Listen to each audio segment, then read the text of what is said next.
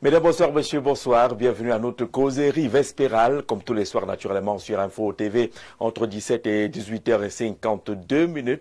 C'est le grand soir, édition de ce 6 mars 2025 qui commence. Nous sommes à 48 heures pratiquement de la célébration de la Journée internationale de la femme, un peu considérée comme la fête de la femme au Cameroun, le 8 mars. Et on le voit au fur et à mesure qu'on se rapproche de ce 8 mars, les femmes multiplient les activités. Elles sont sportives, culturelles, culinaires et même politiques, même si on ne voit pas beaucoup de politiques, alors que nous sommes justement à l'approche d'une échéance importante, la présidentielle d'octobre 2025.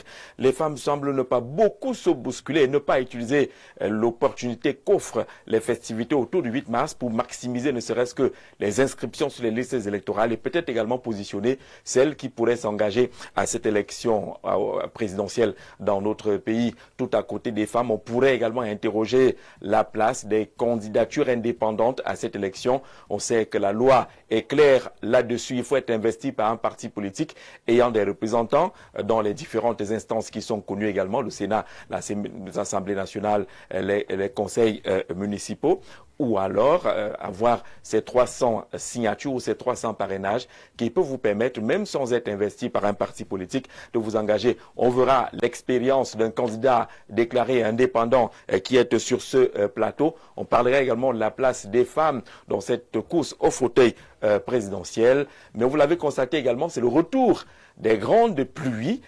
Une de ces grandes pluies s'est abattue aujourd'hui à Yaoundé. Et ceux qui ont fait un tour du côté de l'avenue Kennedy ont vu malheureusement la face hideuse de l'insalubrité.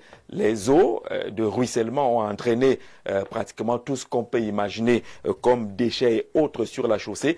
Et ce n'est pas le seul endroit au moment où Yaoundé cherche toujours des solutions pour son assainissement, pour essayer d'être un peu propre.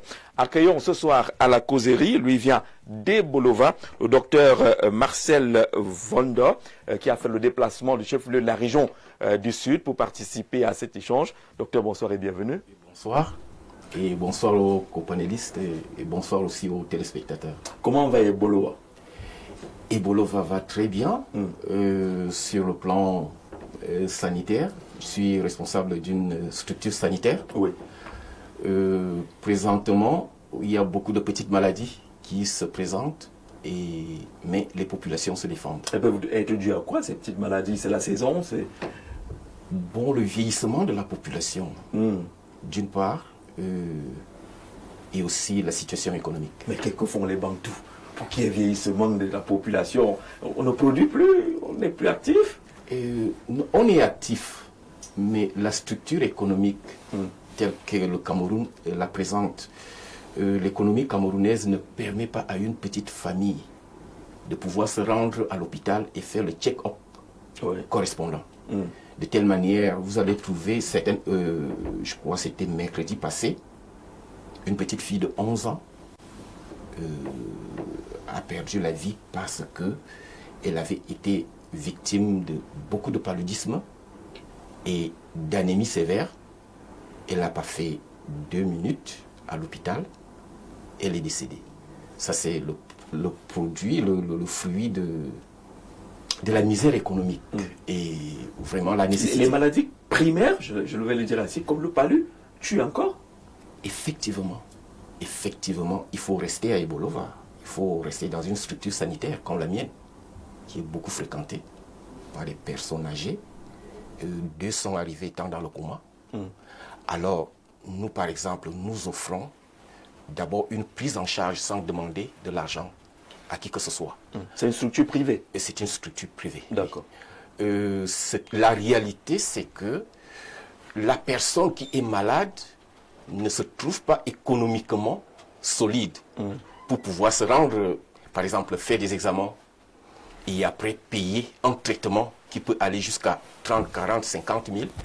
Et si vous avez à répéter cela 2 ou 3 fois par an, et considérant la structure économique, le revenu, même la personne qui peut dire « bon, moi je suis un peu aisé », doit être dans une facture de pas moins de 150 000 par an pour pouvoir être équilibré.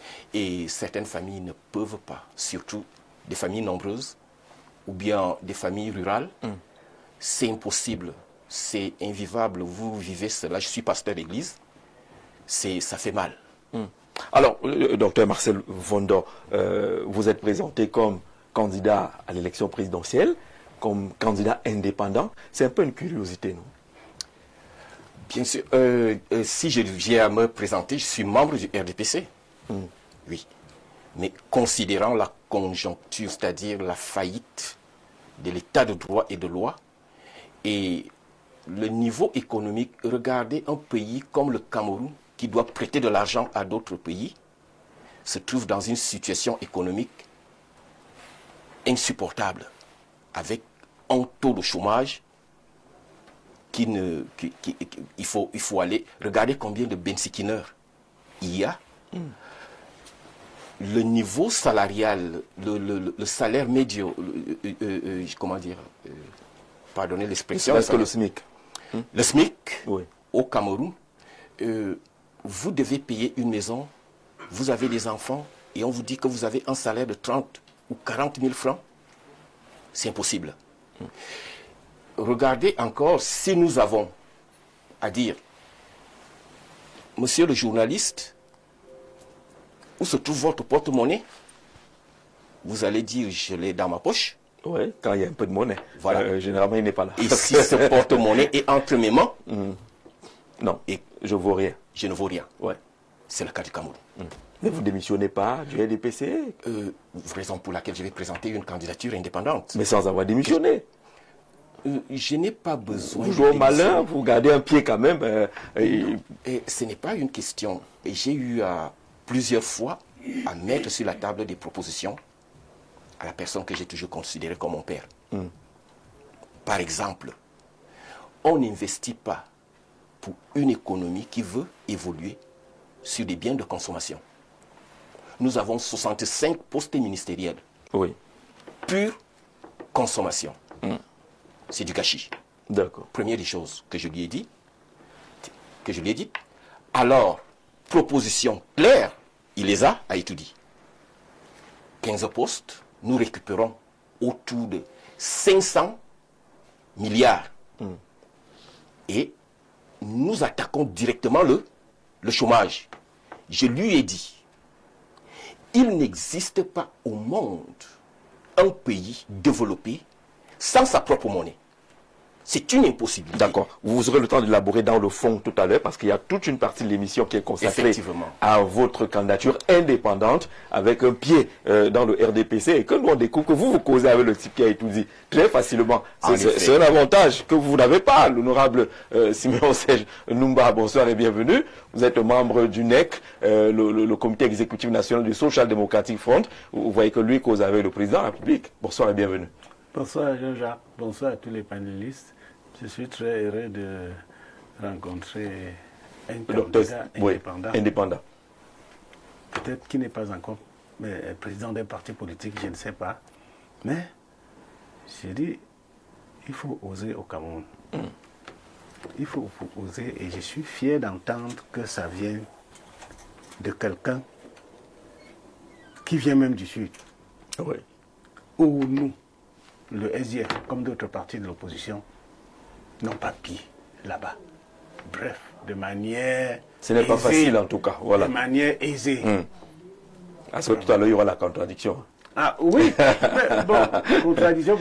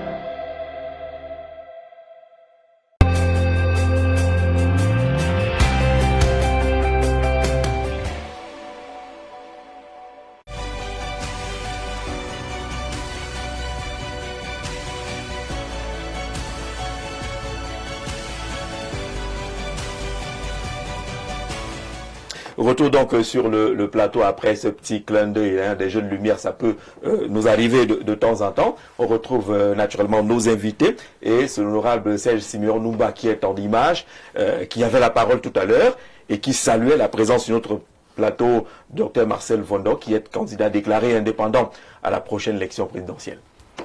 Oui, j'étais en train de dire que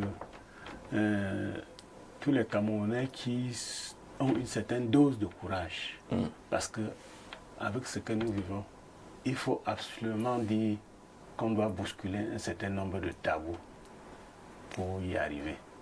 Et il n'y a que les courageux pour nous amener. Docteur est courageux? Oui, mais oui. Oui, être membre du RDPC et refuser de manger.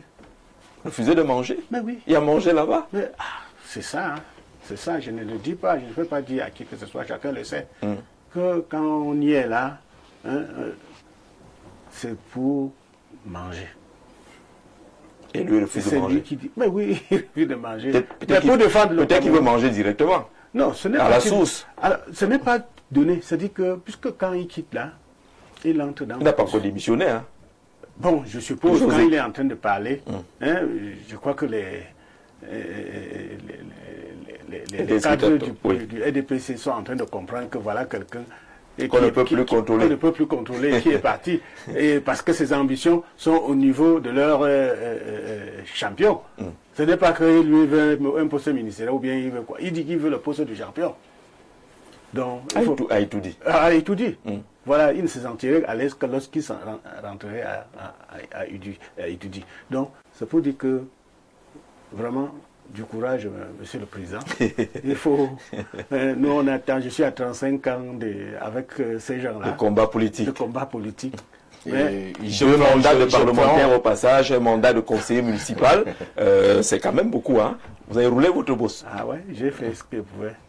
Et aujourd'hui, vous êtes membre du NEC, du Social Democratic Front, c'est vous les décideurs là-bas.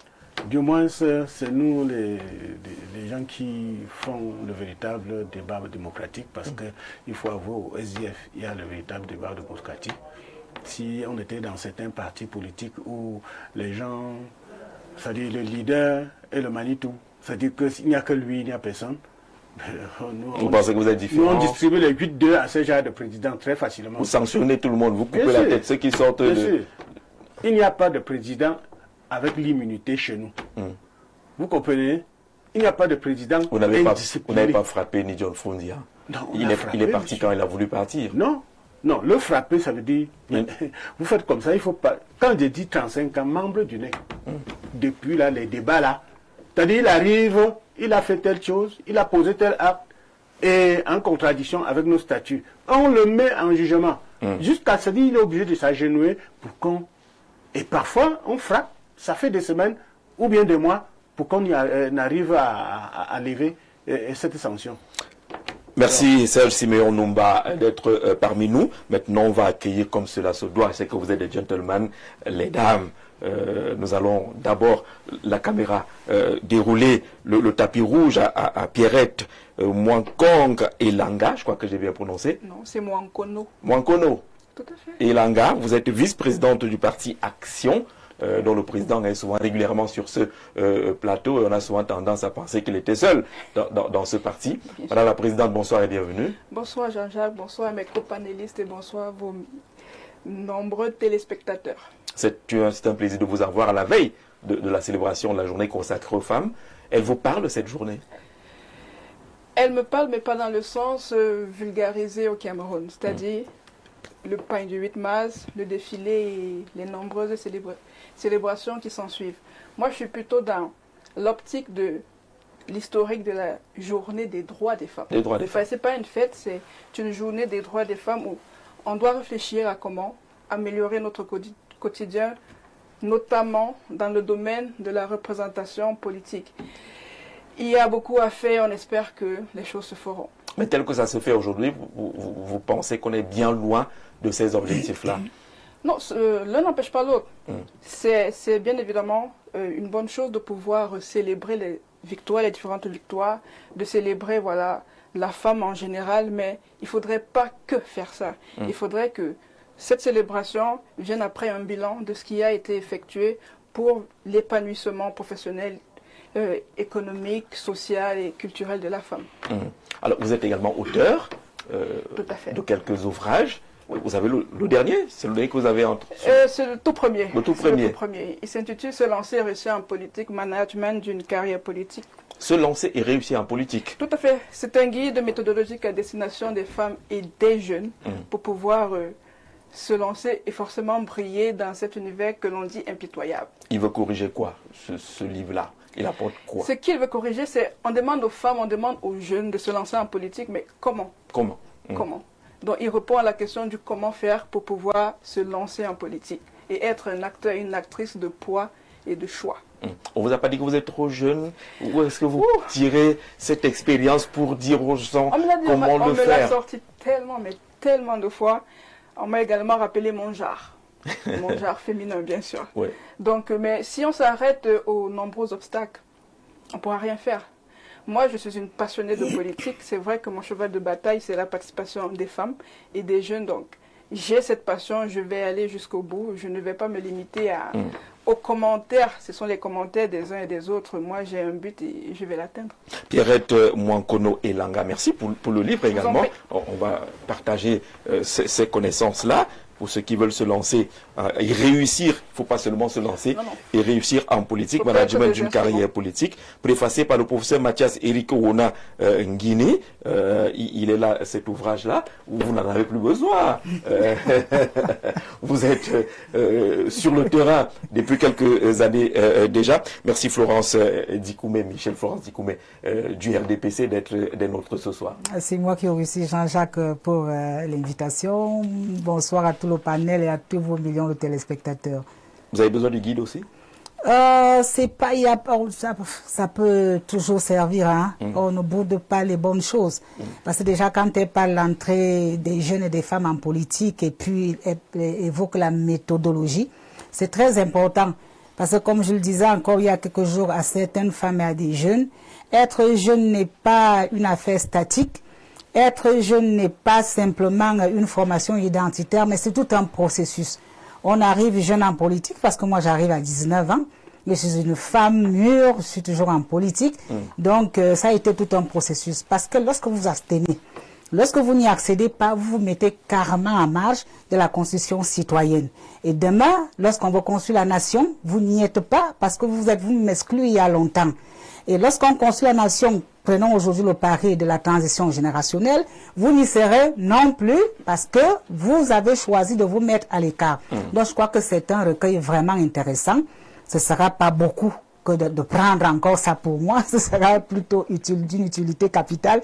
Donc déjà, je remercie la jeune auteure. Merci. Et vraiment, j'ai dit... Il est pédagogique. Oui, il n'a pas de couleur politique, cet ouvrage. Non, quand on parle de politique, c'est pas forcément un parti en particulier. Oui. Lorsque je m'adresse à la jeunesse camerounaise, je ne m'adresse pas à la jeunesse du RDPC, je m'adresse à tous les jeunes Camerounais. Quand on parle de la transition générationnelle, tout le monde est concerné. Donc, c'est bien d'ailleurs. Le livre doit déjà être un outil pédagogique. C'est ça la première valeur d'un livre. Oui. Donc, une fois encore, je lui tire mon chapeau. Je salue le genre sur le plateau. La parité est respectée. C'est un gros challenge. Il fallait qu'on le fasse au moins aujourd'hui. Vous dites dans ce livre, première partie, dans le guide que vous proposez, baliser le terrain et puis bien orienter ses études, bien se former, le choix de votre partenaire, faire des classes. Docteur, est-ce que les femmes aujourd'hui ont besoin de guides pour être plus présentes, plus incisives en politique? Je voudrais d'abord saluer le mérite. Madame Elanga. Mwankono Elanga. Déjà avec une brillance intellectuelle, puisque ça se ressent. Lire, ça se sent. Alors, je dirais, sur le plan personnel, c'est un charisme. C'est sentir que vous pouvez être leader. Et sur le plan idéologique, vous pouvez apporter en plus à votre société. Et je dirais, en politique, on ne va pas en politique pour s'enrichir. On va en politique pour s'appauvrir. Elle donne. D'accord? Si vous êtes prêt à donner, on dit, quelqu'un a dit, tout le monde est capable de faire quelque chose. Ça veut dire que tout le monde est donc capable de servir. Et je lui dirais, le courage n'est pas l'essence de la peur, c'est la capacité de la vaincre.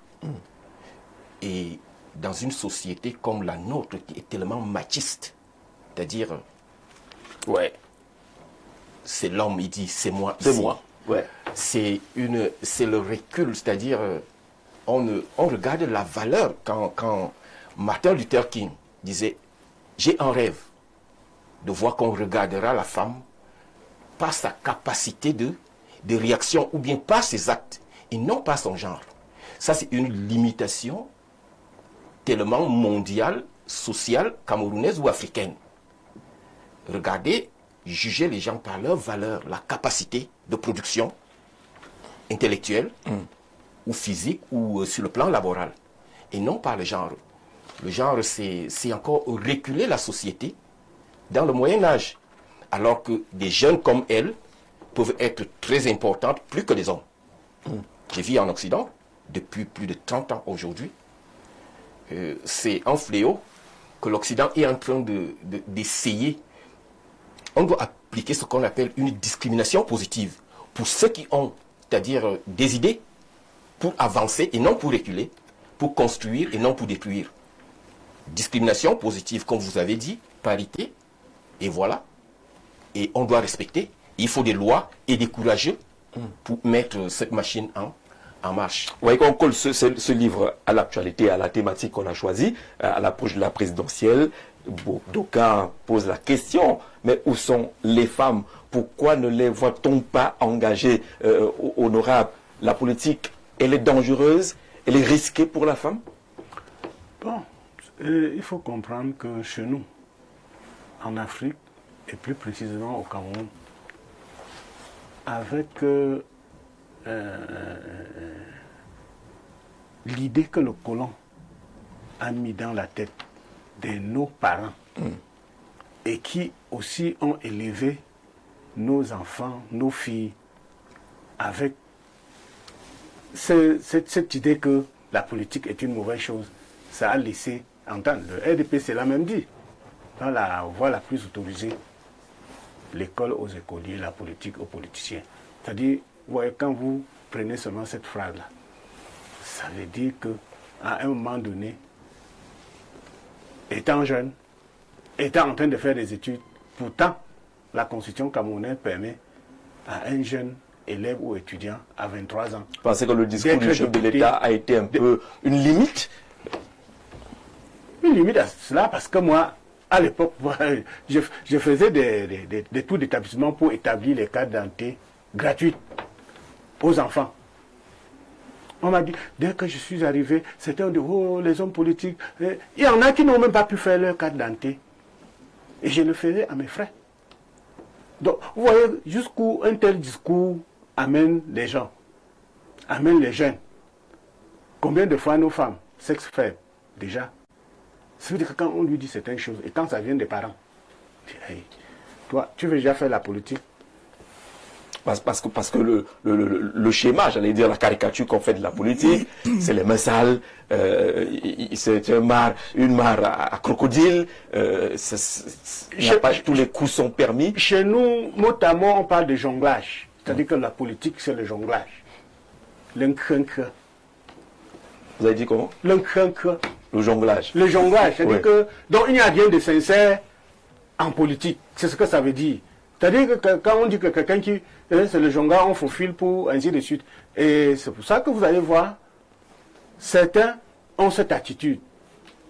Certains hommes politiques chez nous. C'est-à-dire quand vous regardez leur façon de faire, on dit ceci aujourd'hui, demain on dit le contraire. Mais dites-moi,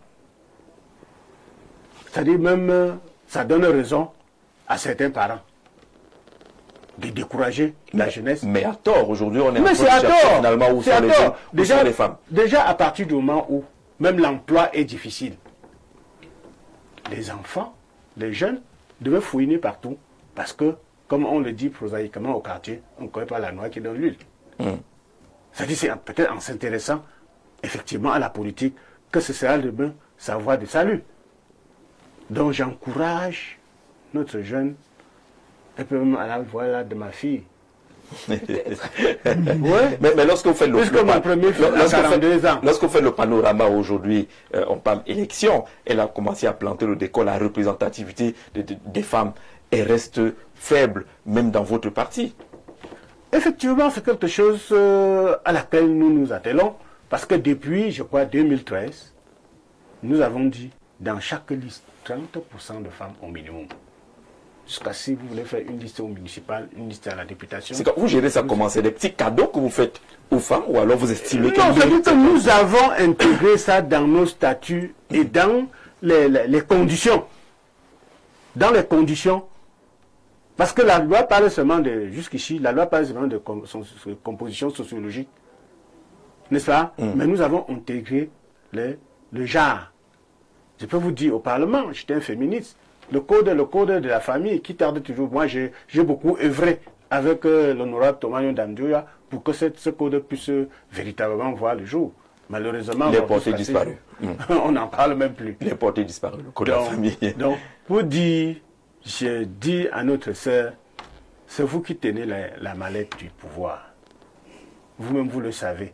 Et j'ai dit à d'autres occasions, même à certains opposants qui cherchaient ce pouvoir, qu'on ne peut pas, quelqu'un ne peut pas arriver au pouvoir sans passer par vous. Et c'est une vérité. Donc vous êtes au SDF, vous êtes en train de dire qu'on ne peut pas arriver au pouvoir sans passer par le RDPC. Ce que je dis là, c'est le b.a.-ba de la politique. Vous comprenez? Jusqu'à même si notre leader, il est ostraciste ou bien extrémiste, comme je vois certains là, nous on va lui dire non, c'est pas ça. C'est pas ça. Parce que quand on dit 35 ans, ça veut dire dans l'opposition, ça veut dire l'expérience. Nous conseillons à tous ceux qui veulent véritablement prendre le pouvoir au Cameroun de négocier. Parce que 43 ans, il y a des gens qui ont des intérêts que vous ne pouvez pas tenter de les mettre en jeu. Vraiment, je vous le dis. Même le dialogue, parce que quand vous observez, dans d'autres pays, il y a bien le dialogue entre le pouvoir et l'opposition, dans sa globalité. Pourquoi il n'y en a pas au Cameroun? Est-ce que si tel ou tel, si Joshua aussi est président de la République demain, il doit gérer qui? C'est les Camerounais, y compris les gens du RDPC.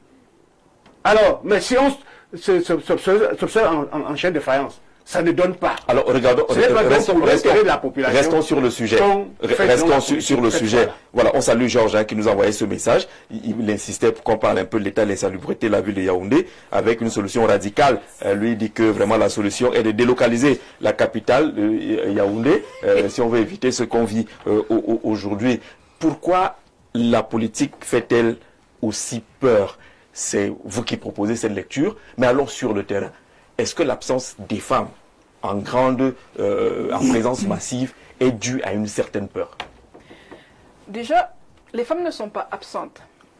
Les femmes ne sont pas très médiatisées ou alors ne veulent pas se faire médiatiser parce que c'est deux pôles très importants. Les femmes ont toujours été présentes en politique, même lors de la lutte de l'indépendance, les femmes étaient présentes. Mais il y a eu, comme qui dirait, une sorte de récit assez machiste qui a écarté les femmes. Et c'est ce qu'on vit actuellement. Nous avons des chiffres très bas qui parlent de la représentation minimale des femmes parce que nous sommes à 31%. L'Union africaine dit que pour qu'un État puisse véritablement parler de développement, il faut que la représentation des femmes soit à 50%. Donc nous sommes encore très bas. Mais le 50-50, 50-50. c'est vers là qu'on tend. Ah d'accord. Parce qu'on ne peut pas être plus de la moitié de la population, 51 par là selon la Banque mondiale, mais ça ne se ressent pas dans notamment les sphères de prise de décision. Parce que qui mieux qu'une femme peut connaître les problèmes de la femme pour pouvoir les incorporer dans les politiques publiques. Il y a également ce facteur, ce n'est pas une sorte de bagarre avec vous, messieurs, non. C'est juste pour pouvoir mettre en avant des problématiques que vous ne pouvez pas mieux maîtriser que nous, les femmes. C'est tout simplement ça.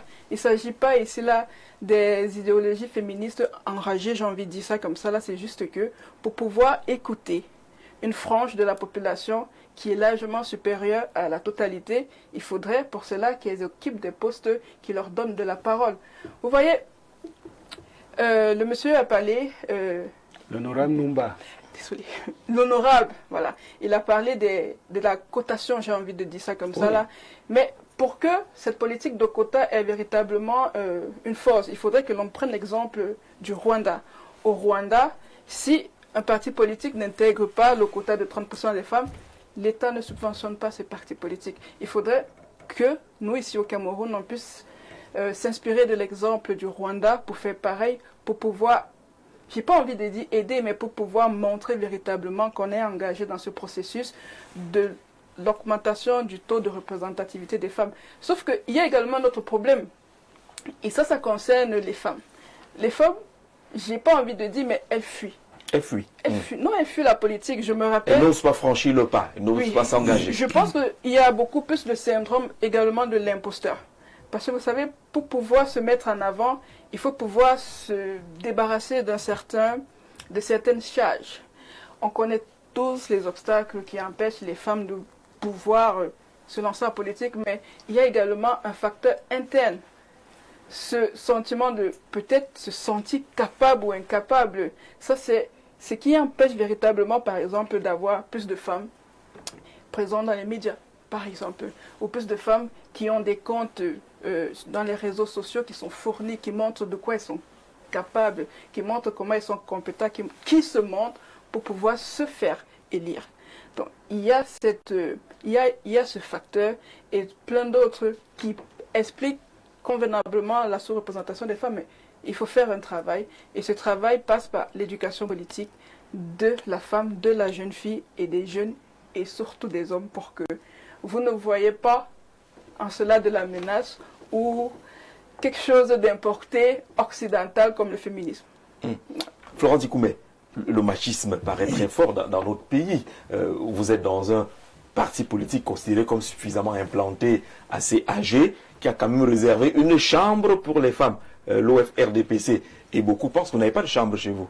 L'OS, il n'y a pas un l'OF, quelque chose comme ça. Non, il y a les femmes socialistes, il y a une organisation. Une organisation. Alors, certains critiques estiment que réserver une chambre pour les femmes, c'est dire que vraiment, voilà votre place là-bas et que ce n'est pas fait pour permettre à la femme de se sentir, j'allais pas dire au même niveau, mais au moins considérée. Non, mais il faut déjà rentrer aux origines. Parce que lorsque nous voyons la femme dans la société africaine, une société où le modèle avait été calqué sur le patriarcat, dans ce patriarcat, le premier rôle a été confié à l'homme dans la gestion des affaires publiques. La femme reléguée au second plan, et cette poule-là qui ne peut pas chanter, elle n'est pas autorisée à chanter comme le coq du village, sinon mieux que le coq. Donc nous avons traîné ce calque, ce cliché pendant longtemps, et même dans nos représentations politiques, on constate ça. Les dévanciers que sont les hommes ont occupé les premières places. Et lorsque les femmes se lancent véritablement en politique avec la création de l'OFRDPC, comme vous le dites, parce qu'avec l'UNC, qu'est-ce que nous avons? C'est au parti unique, les femmes beaucoup plus des amuseuses publiques, elles étaient là à applaudir lorsque les dignitaires arrivent, c'était des animatrices.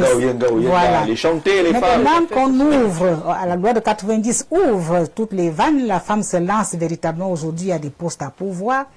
Nous réalisons que nos hommes ne veulent pas à tout prix nous laisser passer. Or, nous sommes dans des organes assez fermés, qui sont des partis politiques.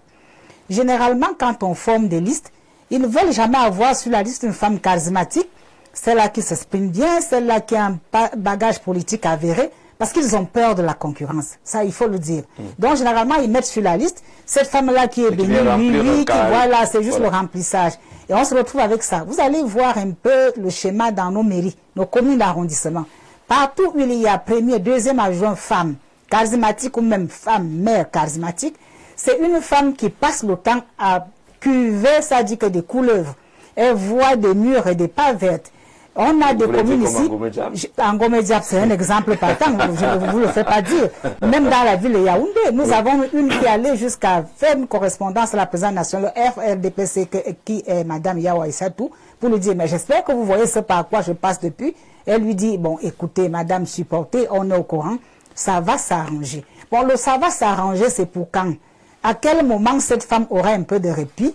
Le maire permettra qu'elle travaille à son tour, qu'il comprenne que c'est une collaboratrice qui, elle aussi, peut se lancer dans l'aventure et apporter du bon. Encore qu'elle en apporte. Hein. Pour ça, moi qui suis très proche d'elle parce que j'ai trahi un peu, c'est ma base politique. Mais c'est une femme qui donne du sien. Donc c'est pour vous dire que la femme, quelque part, connaît cette discrimination. Même pourtant, les textes de base du RDPC parlent déjà de la parité homme-femme. Mais la pratique sur le terrain est tout à fait compliquée, c'est complexe. Pendant les conférences de section, je vais donner un exemple comme ça, un exemple de terrain. J'arrive dans une commune en tant que représentante du comité central du RDPC et là, sur l'estrade, on distribue des places aux responsables invités. Alors le maire de la localité assiste à la première partie et puis à la deuxième partie, la conférence, il n'y est plus. On marque un temps d'arrêt, il se passe quoi? Il estime qu'on allait le faire asseoir où on n'aurait pas dû. Pourquoi? Parce que le sous-préfet du coin, c'est une femme. Et on avait mis le sous-préfet à côté du responsable départemental du comité central. Et lui, après. Non, ça a été un crime de lèse-majesté. Ça a dit que monsieur le maire n'a pas souffert ça comme ça. Malgré les supplications et tout ce qu'on a pu faire, je suis désolé, monsieur le maire, de le dire sur les antennes. Il n'est pas revenu. Il est parti. Nous avons terminé la conférence sans lui. C'est pour vous dire que vous voyez, il y a des grossièretés comme celle-là que les femmes vivent. Et généralement, les femmes qui n'ont pas suffisamment de cran fuient. Comme l'a dit ma petite tout à l'heure, elles fuient, elles s'esquivent. Parce qu'on vient en politique, pas pour remplacer des clashs vis-à-vis des camarades, mais on vient parce que là, on a quelque chose à donner, on a des choses à apporter, on veut pouvoir aussi évoluer. On ne vient pas en politique, n'est-ce pas, pour faire du remplissage. On vient en politique parce qu'on se forge une carrière politique et pouvoir évoluer, finir comme honorable, pourquoi pas. Alors, lorsqu'on arrive et qu'on trouve toutes ces barricades, c'est assez regrettable et assez déplorable, surtout lorsqu'on sait qu'aujourd'hui, la société a évolué. Tout comme les sciences ont tout évolué. Et que dans les amphithéâtres, les garçons partagent les mêmes places que les filles. Et souvent, il arrive que les filles occupent même les premières places dans le classement académique. Mais comment aujourd'hui ce même monsieur n'arrive pas à concilier la vie des amphithéâtres au niveau de la vie professionnelle? Ça, je ne l'ai jamais compris. Ils veulent encore se comporter comme à l'époque de nos grands-parents, ou même la discrimination, aller jusqu'à la discrimination alimentaire. La femme ne doit pas manger ceci, elle ne doit pas manger cela. Alors jusqu'à présent, il y a quelques résurgences encore de cet état de choses, mais nous ne lâcherons pas prise. Allez, ça ne permet pas d'avancer jusqu'à présent. Bonsoir, monsieur Jean-Jacques Zé, ainsi que votre panel. Très bonne émission de ma part. La femme ne sera jamais évaluée au même niveau que l'homme. Même la Bible montre déjà la distinction, même sur les plateaux et partout ailleurs, elles doivent se placer en retrait devant le genre masculin. Il n'y aura jamais de 50-50. J'avais vu, il y a de cela 2 ans, Madame Dikoumé, qui est présente sur ce plateau, était en duel sur une chaîne concurrente avec Monsieur Dieudonné Somba. Elle ne se laissait pas. Elle ne le laissait pas s'exprimer, malgré la tonicité de ce dernier. Tout ceci parce que les femmes veulent dévancer les hommes. C'est monsieur Omba depuis Yaoundé. Chez lui, la porte est fermée. Vraiment, monsieur Omba, la porte est fermée. Oui, très rapidement. Madame, dites à vos consoeurs et autres là. Moi, personnellement, j'ai dit au SIF qu'on ouvre les portes à tout le monde.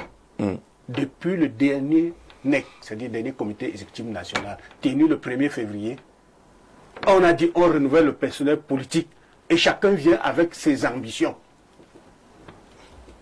Parce que chez nous, quand on dit power to the people and equal opportunity, ça veut dire que parce que tu es homme, c'est toi qui passes avant la femme. Parce que tu es femme, an equal opportunity. Mais honorable, la première femme occupe quel rang dans votre parti? Le président, c'est... Non, il y a un fait, elle a relevé. Non, on va être dans le Et moi, concret. je m'en tiens à ça parce qu'il y a certaines femmes qui reculent d'elles-mêmes. Parce que vous ne pouvez pas oser sans vaincre la peur. Parce que quand vous avez d'emblée peur de dire que je vais challenger Honorable Mumba, Sa Majesté, je vais le faire. Non. Il faut combattre cette peur. Et c'est peur. pour ça que ceux qui ont un certain pouvoir, comme je le dis là, dans nos formations politiques, doivent pouvoir dire aux femmes, venez, venez, jeunes comme... Est-ce que c'est ce que les femmes attendent, docteur? Est-ce que les femmes attendent qu'on leur demande de venir? Est-ce qu'elles peuvent pas s'engager elles-mêmes? D'accord, Jean-Jacques, la société est façonnée et je crois que les grandes nations ont été construites par des leaders. Voilà. Et lorsque vous avez un leader avec une conception, avec des valeurs humaines, non de genre, regardant par exemple dans le cas du Cameroun, si le destin me conduit à être sur la tête, la valeur, lorsque nous disons, regardons la capacité, la femme camerounaise, elle occupe beaucoup plus de place là où nous sommes au sud. C'est elle qui produit, c'est elle qui éduque les enfants, c'est elle qui éduque et qui veille sur le mari. De la santé, femme comme mari, enfant Voilà. comme mari. Ouais. Alors, c'est une question de leadership. L'idéologie, c'est une idéologie. Et c'est une capacité intellectuelle et personnelle en même temps. C'est-à-dire, la personne qui veut effectivement voir une société évoluer. J'ai vu la construction sur les annales de Jérusalem, prônée par David Ben Gourion. Il y avait des femmes, des enfants, parce que la construction d'une nation dépend du fer de lance de la femme. Dans toutes les sociétés, les grandes sociétés que vous allez arriver, je ne vais pas être extrémiste, mais vous allez dire c'est la femme qui accouche l'homme. Elle connaît très bien l'homme. Et l'intelligence de la femme est brute, c'est-à-dire elle a une intelligence beaucoup plus étalée. Je suis marié. Je connais les idées de ma femme. Si vous essayez d'écarter, c'est-à-dire dans une société qui veut, au XXIe siècle, la conception qui vient du genre féminin, vous êtes voué à l'échec. Puisque, d'une manière majoritaire, si par exemple un candidat, aujourd'hui dans un régime démocratique où l'élection est bien contrôlée, vous n'avez pas le vote de la femme, Vous tombez. vous ne pouvez pas. Celle qui vote majoritairement, même, Effectivement. même dans le RDPC, on le sait. Est-ce que ce problème de leadership, cette vision n'est pas ce qui manque le plus aujourd'hui? Les modèles qui peuvent permettre aux femmes de se lever, de suivre, d'observer. Vous avez un pays où on parle de parité, là, le RDPC, mais vous n'avez pas une femme qui est gouverneur, par exemple, qui est super maire d'une grande ville, qui est à la tête de ci ou ça. Est-ce que ce n'est pas autant de choses qui contribuent à dire à la femme que vraiment il faut attendre derrière? Ça occupe le top 3. Le top 3. Le fait qu'il n'y ait pas suffisamment de modèles féminins politiques mis en avant. Parce que vous voyez, si par exemple, moi je vous parle Jeanne d'Arc, vous savez qui c'est. Si je dis Rosa Parks, vous savez qui c'est. Oui. Mais si je sors là, je dis Julienne Ketia, Julienne Niat, je dis Delphine Changa, ou Feu Françoise Foning récemment, beaucoup de personnes directement ne sauront pas qui c'est. Parce que, comme je l'ai dit dans le récit, on a oublié les femmes. On a oublié d'ériger en modèle les femmes qui ont fait beaucoup pour ce pays. Et c'est ça véritablement qui est l'une des causes, c'est pour ça que j'ai dit c'est dans le top 3 du fait que on n'est pas suffisamment de femmes qui veuillent s'investir en politique parce que il n'y a pas de storytelling féminin. Il n'y en a pas. Quand vous n'avez pas ça, quand votre société manque de ce genre de repères, c'est tout à fait normal qu'on ait ce genre de message de ce monsieur Omba, par exemple, Oui. qui a dit tout ce qu'il a dit. Ça prouve véritablement que son éducation, son actualité historique et politique reste quand même un peu à désirer. Parce que la femme,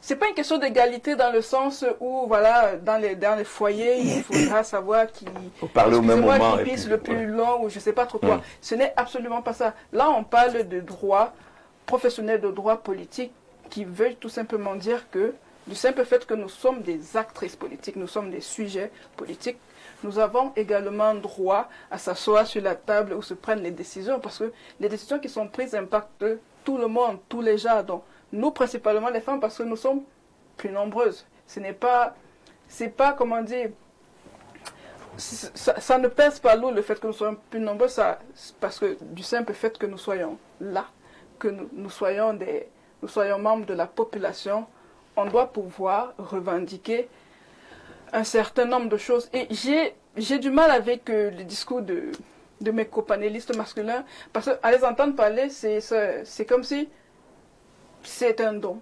J'ai envie de dire ça comme ça. C'est des petits cadeaux qu'on devrait donner. Non, c'est pas un cadeau. Oui. Et ça, c'est la faute à nous les femmes, parce qu'on n'a pas encore compris que le pouvoir comme la liberté ne se donne pas. Ça s'arrache. Ça s'arrache. Il faudrait que l'on arrache parce que, je suis désolée, mais le pouvoir, c'est quelque chose de divin. Une fois qu'on y a goûté, c'est impossible d'y renoncer volontairement. Donc, vous avez des personnes, ils sont déjà là, ils sont établis. Si vous pensez qu'on va joliment emballer ça, les différentes places qui comptent, les places qui comptent en politique, et on va nous les offrir, ça c'est illusoire.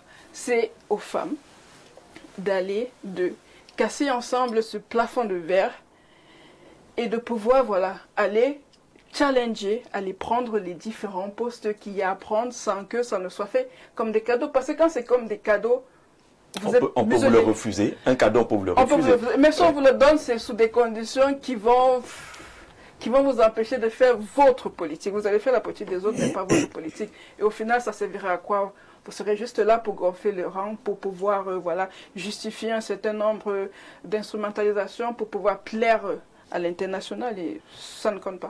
Où sont les femmes? C'est généralement la question qu'on pose. Il y a de cela quelques années, on avait les Kawala qui se levaient de temps en temps. Maintenant, on est en train d'aller à l'élection 2025, on ne les voit plus. Il n'y a plus ces candidates engagées là. Découragement total ou faute de pouvoir convaincre? Non, je crois que ce ne soit pas un découragement. Ces femmes que vous citez, je vais prendre le cas de Madame Kawala. Elle s'est suffisamment battue, hein. Nous l'avons vu. Et puis, comme j'ai dit, généralement, la femme camerounaise n'a pas su choisir ses combats. Madame Kawala s'est battue en politique. Et Madame Kawala, c'était pas le bon combat. Elle a fauté, j'ai toujours compté ses fautes au nombre de 2. La première faute, lorsqu'elle quitte le Social Democratic Front, c'était de s'attaquer à son leader d'hier, à son moule. On ne s'attaque pas à son moule. Quand on est déjà major et qu'on décide de partir, on sort par la grande porte, on dit au revoir et on laisse ce petit lien ombilical entre vous. On n'est plus avec vous, mais bon, on s'affiche, on s'affirme personnellement. Le deuxième, c'est qu'elle allait s'allier à des femmes qui n'étaient pas tout à fait des femmes politiques. Les femmes, elles étaient femmes en noir. C'était pas tout à fait la politique. C'était des femmes qui étaient dans des revendications, comment vais-je appeler ça? Des revendications dans des associations informelles qui n'avaient rien à voir avec des regroupements politiques officiels au sein de notre Parlement et même au sein de la société civile. Donc, elle s'est elle-même marginalisée. Et voilà les 2 morts de Madame Kawala. Il lui suffit aujourd'hui peut-être de reprendre pied et de changer de direction pour pouvoir rebondir. Et même toujours dans ce même Social Democratic Front, nous nous souvenons de la dernière candidate à la présidentielle qui avait carrément été mise de côté par le bureau même, qui n'avait pas voulu l'investir. Donc c'est pour vous dire que les hommes assez misogynes, on les trouve un peu partout. Mais je vais rectifier ce qu'a dit madame. Nous ne sommes pas 51, mais plutôt 52% de femmes déjà au Cameroun. Vous voyez, les femmes n'ont pas conscience du poids et de la force qu'elles ont. Il suffirait que toutes ces femmes sortent des chaumières, qu'elles aient un leader, qu'elles décident d'élire ce leader pour qu'elles passent haut la main sans plaidoyer. Mais aujourd'hui, nous passons du temps dans le plaidoyer justement parce que nous passons encore du temps au niveau de la sensibilisation, essayer de les amener à comprendre quels sont, de quel poids pèsent véritablement en société. Nous avons fusionné aujourd'hui dans la vaste plateforme de More Women in Politics parce que nous voulons que toutes les femmes soient là et que la femme soit véritablement représentée. Et cette association déjà a eu à remplir le Parlement. On a vu au niveau du Sénat comme de la députation, nous avons seulement de femmes déjà, mais c'est pas assez encore. Nous continuons, n'est-ce pas, de sillonner le pays, histoire de ramener davantage de femmes. Donc l'engouement est tombé parce que justement, j'ai dit, la femme doit connaître ses combats. J'aime aller citer, on a des femmes comme Benazir Bhutto dans un pays très fermé à l'époque, qu'elle au Pakistan, qui a osé en politique, on l'a vu faire. On a plein de femmes, de modèles comme ça, que nous pouvons imiter. Et aujourd'hui, il faudrait que la femme camerounaise comprenne que c'est pas le monsieur au Cameroun qui lui donnera, n'est-ce pas, la place qu'elle recherche. Nous devons nous battre. Et dans More Women in Politics, nous l'avons compris. La femme doit mener son combat et un bon combat pour se sortir, n'est-ce pas, des abysses, rejaillir et s'asseoir où il faut. Il ne faudrait pas aujourd'hui qu'en politique, on nous donne des députations, des sénatoriales et tout, comme c'était des cadeaux, des dons, des legs. Non, vous n'êtes pas nos ancêtres pour nous faire des legs, vous, monsieur. Je tiens à vous le rappeler. Parce qu'en acceptant ce cadeau que vous donnez, les cadeaux corrompent. Je ne serai plus libre de faire ce que je veux parce que j'appartiens à une liste restreinte. C'est grâce à mon parrain tel. Nous ne voulons pas de parrainage. Nous voulons pouvoir arriver de la manière la plus normale et pouvoir nous exprimer. Vous savez, nous avons une situation aujourd'hui aux États-Unis avec nos frères noirs. Il y en a qui sont arrivés par les chaînes, d'autres sont allés aujourd'hui en avion. Entre les deux communautés là-bas, il y a toujours des clashs. À chaque fois que ça ne va pas, ceux d'aujourd'hui disent à ceux d'hier, de toute façon, moi je suis pas arrivé ici, je suis arrivé en avion. Comme pour lui dire, je suis pas venu comme toi. Donc, oui, il est temps que ça s'arrête. Nous ne voulons pas arriver par les chaînes. Nous voulons arriver en avion, atterrir parce que nous avons la compétence. Mais moi, on interroge tout à l'heure les escaliers qui peuvent permettre à la femme de bomber le torse. Ces escaliers qui sont tenus, par exemple, par le parti au pouvoir, qui ne libèrent pas beaucoup d'espace pour la femme. Les ministères de souveraineté, on ne voit pas beaucoup. On a parlé des régions, des super mairies qui ne sont pas occupées. Justement, au moment où nous, les femmes du RDPC, avons dit merci au chef de l'État, nous lui avons dit qu'il dit merci en redemande encore. Et nous savons que ce n'est pas tombé dans les oreilles du sourd. Là-bas, c'est sur le plan typiquement initiatif. Sur le plan typiquement initiatif. Et nous ne voulons non plus qu'au niveau, n'est-ce pas, politique, que ce soit la même chose, que ce soit des sénatrices nommées, des députés investis. Nous voulons véritablement battre campagne et de devenir qui nous devons être par nous-mêmes. C'est ce que nous voulons un peu et ce que nous demandons tout simplement. Bonsoir le panel. Quelle place pour les femmes et les candidats indépendants? La NPC donne 70 places. Sénateurs, députés, maires, conseils régionaux et les filles de 25 ans en montant. C'est le président national de la NPC, M. Amadou Aminou, qui envoie ce message que lui, il est prêt à donner beaucoup de place aux femmes. Monsieur le Président, on vous attend sur le plateau pour que vous veniez présenter votre vision. Bonsoir Gigi et à votre panel. L'ennemi de la femme, c'est elle-même. Les femmes ne sont pas solidaires entre elles. Combien de femmes peuvent accepter être coépouses? C'est quel exemple ça? Quelle femme peut soutenir la candidature de sa sœur? Donc que les femmes s'entendent d'abord entre elles et le reste sera fait. Thierry Dekounou, qui a quand même un exemple assez piège, hein, que vraiment quelle femme peut accepter la polygamie. Bonsoir Jean-Jacques. Quand on parle de la politique chez nous, on a défini exactement comme M. Numba, je sais qu'il le pense, c'est-à-dire être réduit à la manipulation, au jonglage et à la roublardise. Les femmes ont bel et bien besoin de faire de la politique. Malheureusement, quand on regarde comment sont traités ceux qui ne pensent pas comme dans le parti au pouvoir, ça fait peur aux autres. On peut voir ce qui est arrivé à celles qui ont essayé. Vous n'avez qu'à écouter les arguments de la représentante du RDPC, Pierre Tachi, qui envoie également sa contribution. C'est comme s'ils disent qu'on fait peur aux femmes chaque fois qu'elles veulent s'engager. Bon après-midi Jean-Jacques et ton riche panel. Pourquoi les partis politiques dits de l'opposition demandent toujours que tout vienne de l'autre côté? Qu'ils prêchent par l'exemple en postulant, en présentant une femme comme présidente d'un parti. C'est Franck Cabrel depuis Douala qui a marre d'entendre qu'on renvoie toujours la balle de l'autre côté. On critique le parti d'en face sans véritablement proposer. À l'approche de la présidentielle, vous avez déjà dit que vous êtes candidat indépendant à cette course-là. Est-ce que ce n'est pas une désolation d'observer que il n'y a pas une femme? C'est vrai, Madame Damjoya pourrait être candidate, elle a déjà dit. Est-ce que c'est pour notre pays, nos 30 millions d'habitants avec plus de 18 millions de femmes, est-ce que ce n'est pas un mauvais indicateur? Et je voudrais revenir sur ce que disait Madame Elanga tout à l'heure. Madame, c'est non seulement une question de charisme, se lever, par exemple, dire je vais être dirigeant d'un pays, ou bien maire d'une ville. Vous avez entendu parler de Madame Thatcher. Margaret Thatcher, la dame de fer. Voilà. Vous avez entendu parler de, je crois, de l'ex-chancelier allemand. Angela Merkel. Angela Merkel. Oui. Alors, je voudrais dire une chose. D'abord, sortir de ces limitations, embrasser la valeur et aller au front. C'est un front, comme vous avez dit. Je rencontre le même front puisque je dois aller au front pour sortir de la limitation sociale que nous avons. Au sud, vous allez dire, ils vont vous dire, ça c'est le socle granitique. Ici, c'est il y a ou rien. Donc, vous jeunes, taisez-vous. Un esclave qui n'assume pas d'abord sa propre position, c'est-à-dire se battre et rester sur une position de pleurs, n'a pas besoin qu'on s'apitoie de lui. il faut sortir dans le combat et le faire. Et je viens de dire tout à l'heure, la peur n'est pas, le courage n'est pas l'absence de la peur. C'est la capacité de la vaincre. Et les hommes de valeur, que ce soit une femme ou bien un homme, regardent ce qu'ils vont poser comme acte, que la société se rappellera de ce qu'ils ont fait pour l'humanité. Et après, on pourra, n'est-ce pas dire, voilà un homme qui vient de partir pour ce qu'il a fait. Alors, la femme ne doit pas avoir peur d'agir. Il faut agir. Mais comme disait Madame Elanga tout à l'heure, l'effrayer, parce que il faut effrayer les femmes. Il faut de la préparation. Il faut se préparer. Prendre par exemple la tête d'un combat. Moi, je travaille dans des zones de guerre.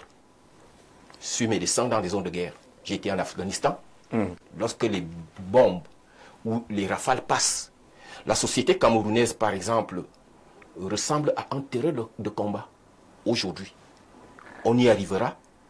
Il faut du courage, de la capacité intellectuelle, de l'imagination pour garder d'abord la sérénité, le calme et vertébrer le pays. Est-ce que ce n'est pas ce discours-là qui effraie finalement la femme?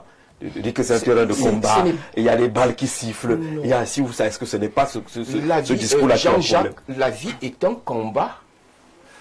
Celui qui dort au premier banc, regardez Thomas Sankara, regardez Ibrahim Traoré.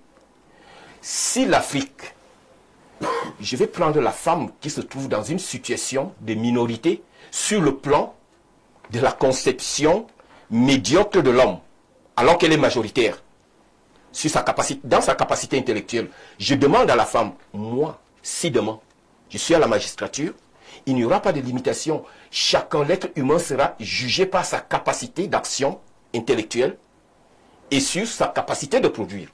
Donc, ni femme, ni jaune, ni vert. Ce qui semble manquer au parti que vous êtes en train de lâcher un peu.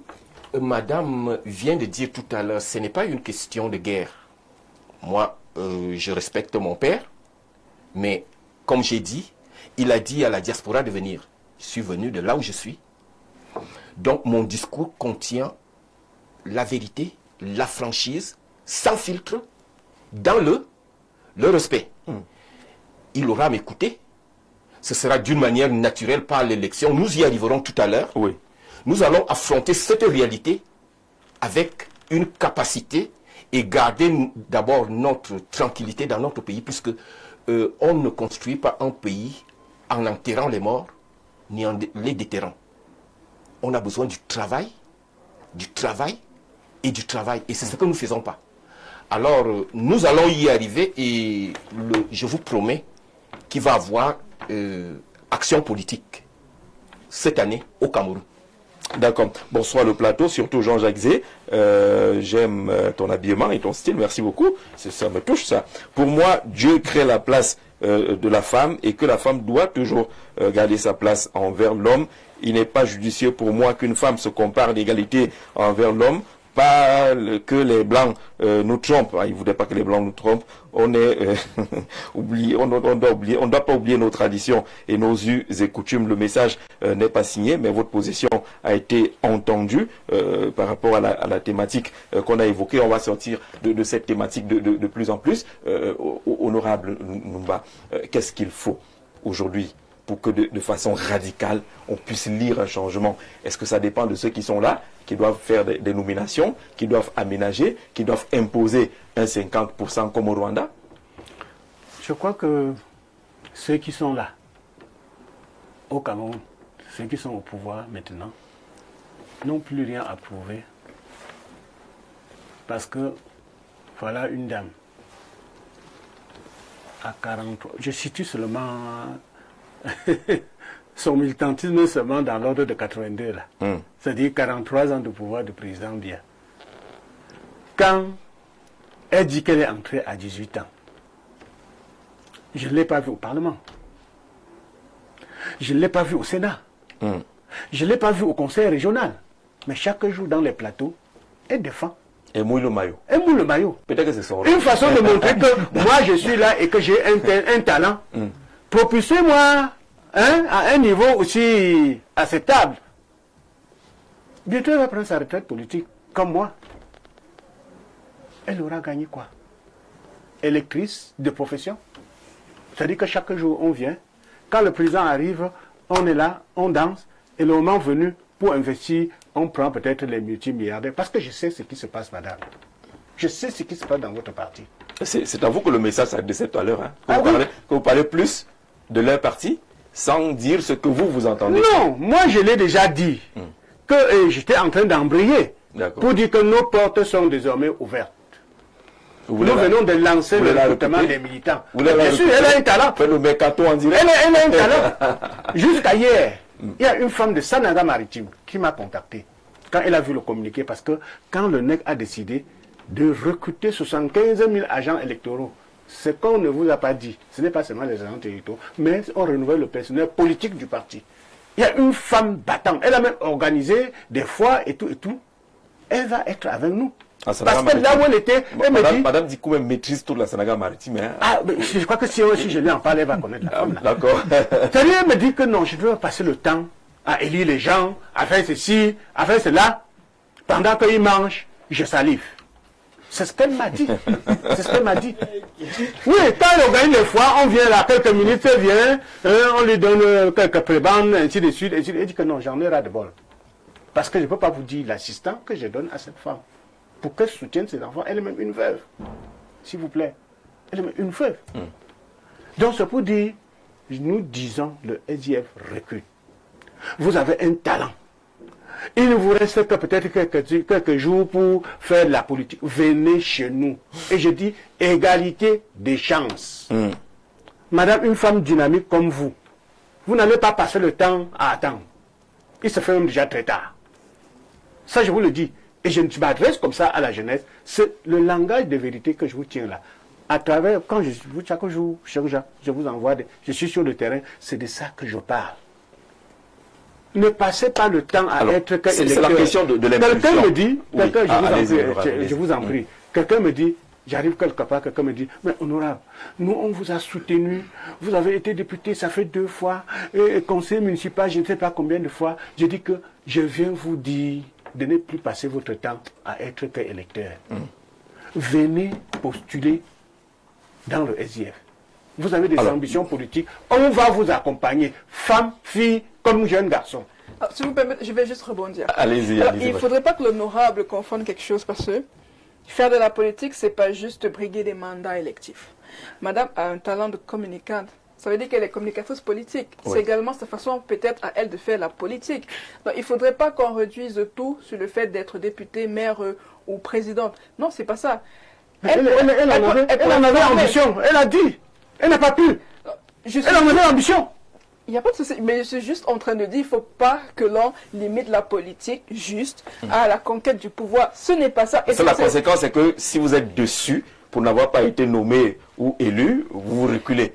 Non, elle pourrait continuer dans ce qu'elle fait en formant les femmes d'autres. Même au SDF est informé. Vous ne comprenez pas. L'agent de recul. Même au SDF est informé. Permettez qu'elle a ce que vous mettez. Il veut recruter, il n'y a pas de souci. Mais tout ce que moi je voulais juste que nos téléspectateurs comprennent, c'est que la politique, c'est juste pas être maire, député ou président. La politique, c'est vaste. Vous pouvez être directeur de cabinet, vous pouvez être responsable de la communication, vous pouvez être fundraiser. Il y a beaucoup de métiers qui découlent de la politique. C'est dans cela qu'il faudrait qu'également les femmes puissent s'orienter, parce qu'il y a énormément de perspectives. Vous pouvez être écrivaine politique, par exemple. Donc, ne limitons pas ce débat au simple fait de... Mais c'est là-bas qu'il y a toutes les frustrations. C'est là-bas qu'il y a toutes les frustrations. Donc, tout le monde veut quand on gravit les échelons, à un moment donné, on doit pouvoir se trouver à un certain niveau, madame. Il y a des frustrations peut-être parce que les gens n'arrivent pas à faire un audit personnel. C'est pas parce que vous venez sur un plateau de télévision, vous parlez bien, que vous pouvez forcément bien, diriger une municipalité. Absolument. Ou pouvoir, je suis d'accord avec vous. Ou pouvoir exceller au Parlement. Ce n'est pas ça. Ce n'est pas ça. Nous sommes d'accord que la plupart des gens, justement, et c'est là où on se trompe, c'est vouloir à tout prix conquérir le pouvoir. Vous voyez, les différents partis politiques aujourd'hui ne font que ça, vouloir conquérir le pouvoir. Ils oublient tous les autres rôles qu'ils doivent mener dans la vie publique et politique nationale. On a des débats télévisés où il n'y a que ça. Les gens se renvoient la balle. Pourtant, c'est tout un monde vaste qu'il faut conquérir. Peut-être si, voilà, il y a encore des challenges au niveau des postes sélectifs, les femmes pourraient s'engorger dans ce que j'appelle, moi, les métiers politiques. Et là, on retombe sur ce que vous avez dit tantôt, l'absence d'une formation politique. La politique chez nous, telle qu'elle est définie, c'est je suis là, je veux être là, point barre. Malheureusement. Il manque cette culture, cette formation. L'impulsion devrait venir de qui? Des partis politiques, de la société civile, de la formation, peut-être quelques unités de valeur à l'école. Ça devrait venir de tout le monde. Mais je ne sais pas, peut-être il faudrait que des voix s'élèvent plus qui ont compris qu'il faut nécessairement une certaine culture, une certaine éducation politique pour pouvoir amener un changement. Parce que si on ne change pas d'abord ce paradigme-là, il sera véritablement compliqué de changer l'autre paradigme pour augmenter la représentativité des jeunes et des femmes en politique. C'est une vice-présidente d'un parti politique qui parle. Oui. Pourquoi vous êtes allé, vous êtes à ce niveau de ce poste? Vous avez affiché l'ambition d'être... Vous deviez rester pour que vous gagnez et qu'on vous nomme. Pour écrire les livres. Pour qu'on vous nomme. Parce que vous limitez déjà votre champ d'action. Honorable, merci. Est-ce que ce n'est pas pour cela qu'on est un peu coincé au Cameroun? Parce que tout le monde veut être élu, tout le monde veut être président à la fois. On le voit bien au niveau des formations politiques. Quand on est président, on ne lâche pas, on ne veut pas aller faire d'autres métiers politiques. On a une conception politique qui vise le pouvoir et rien d'autre. Oui, c'est un tort justement de ne viser que le pouvoir et rien d'autre. Parce que le drame avec l'Afrique et le Cameroun, c'est quoi? C'est que le champ politique est encore en friche. Il est vaste. Il y a trop de choses à faire. Mais tout le monde court vers les postes sélectifs. Pourquoi? Parce que là-bas, il y a un peu de gain. C'est ça la réalité. Donc les gens, ils courent après le gain. L'argent. L'argent. Et l'échec passe toujours parce que on ne peut pas maîtriser le pouvoir si on est incapable de l'influencer. Il faut commencer par influencer le pouvoir avant de penser le maîtriser. Et beaucoup, justement, même dans l'opposition, beaucoup tombent sur cette route glissante là où ils veulent tout maîtriser et tout en étant de l'autre côté de la barrière, ils veulent gouverner. Non, c'est pas possible. Maîtrisons et influençons déjà le champ politique dans toute sa totalité. Comme elle a dit, il y a beaucoup de choses à faire. Et dans ces choses maintenant, qu'est-ce qui fait problème? C'est le manque d'une réelle redistribution, n'est-ce pas, des gains du parti. Parce que si chacun là où il se trouvait savait qu'il a quelque chose à recevoir, il n'y aurait pas cette course effrénée vers les postes électifs. C'est ça le véritable problème. Tout le monde ne peut pas être maire. Tout le monde ne peut pas être... Mais vous avez des mairies où tout le monde peut le pas être deuxième adjoint général. est totalement ignoré. C'est ça le Le premier adjoint n'existe pas. S'il y a un véhicule, c'est pour monsieur le maire et rien d'autre. Dans tous les partis politiques, sans confusion, il faudrait savoir repartir les fruits de la croissance politique. Vous avez vu qu'il y a des partis aujourd'hui. On ne parle plus de certains caciques d'hier qui sont tous partis, ils ont cassé la baraque pour la simple raison que lorsque l'argent est rentré, on se les partageait entre amis, copains et coquins. Les autres n'ont rien eu et on a tourné le dos, on est reparti. On devient donc une prostituée politique. On est dans tel parti aujourd'hui, demain on se retrouve là-bas, quitte à commencer à vouloir créer sa propre chose, qu'on risque d'abandonner encore demain si jamais le trésorier vient à fuir avec la cagnotte. Donc je voudrais qu'il y ait cette honnêteté politique dans tous les partis, afin que chacun, là où il se trouve, quel que soit le rôle qu'il joue, puisse palper les fruits de la croissance. La répartition, l'organisation structurelle des partis politiques, docteur, on a créé sa chose et c'est sa chose. On reste à la tête du parti, quelle que soit la direction du vent, on ne partage avec personne. Si on n'est pas content, on va créer son propre parti politique. Oui, le résultat des courses, on est à près de 400 partis politiques dans un pays comme celui-ci. Est-ce que c'est 400 façons de vouloir gérer le pays ou alors c'est 400 façons de vouloir avoir également un peu pour lui, puisqu'on l'a refusé ailleurs? En effet, voilà le problème de la politique africaine jusqu'à aujourd'hui. On ne va pas en politique, madame, pour s'enrichir. Se lancer en politique et réussir en politique. On Merci va pour en cette politique pour s'appauvrir. À partir du moment où le concept sera maîtrisé par le Camerounais, nous allons commencer à travailler pour notre nation. Puisque aujourd'hui, dans le parti où j'ai milité depuis 14 ans, où j'ai été président de l'OJF de ma région au sud, à 14 ans, imposé par mon père, nous voyons encore c'est-à-dire une nomination et l'expression de combien on va remplir les poches aujourd'hui ou bien demain. la personne qui est nommée calcule comment elle va détourner pour enrichir sa famille ou bien ses propres poches. Alors, la société, le peuple, on dit le président n'est pas le père du peuple. Le président est fils du peuple et non le peuple fils du président.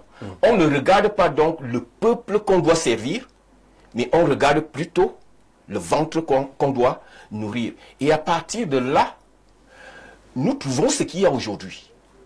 Dans le parti, dans le RDPC, qu'est-ce qui arrive? Les nominations, par exemple, le Congrès doit se réunir. Plus de 15 ans, vous n'avez pas de Congrès. La valeur, c'est-à-dire, nous avons refusé d'être des hommes de valeur et accepté d'être des esclaves de maison.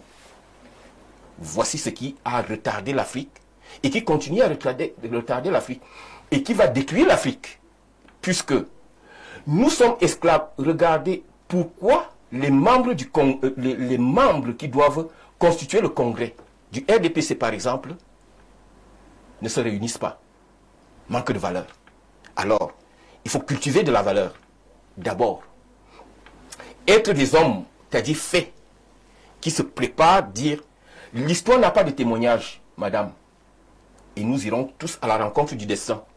Et quand vous sortez de là, vous rencontrez votre destin, vous allez dire, j'ai vraiment vécu comme un homme, si j'ose dire que je le suis. Et aujourd'hui, tout un parti politique, à genoux, adorant un être humain. Moi, je ne crois pas. Vous parlez du RDPC. Mais bien sûr. Totalement à genoux. À genoux, mais Jean-Jacques. Non, je vous parle de mon parti. Voilà, je vous écoute. Je vous parle, je vous ai dit la personne que je considère comme mon père. Dans le respect, je le lui ai dit. Le RDPC a besoin d'une élection primaire, par exemple, cette année. Qu'il convoque les élections. Je le lui ai dit dans le respect. Vous avez demandé à la diaspora de venir, à la capacité intellectuelle de votre pays. Dans le respect. Alors, qu'est-ce qui arrive aujourd'hui? Le RDPC, légalement, par ses propres statuts, ne peut pas présenter de candidat présidentiel. Alors, premièrement, se revêtir de la valeur. Accepter que nous allons construire une nation qui demeure et non des ventres qui périssent. Naturellement, Dieu balaie les générations. Mon père est à 6 heures du soir, il a déjà mangé son pain. Et les autres? J'ai écrit, je lui ai dit, je vais accepter l'héritage. Je n'ai pas de choix. Et je n'ai pas besoin d'enterrer les cadavres ou bien de les déterrer. Je vais travailler.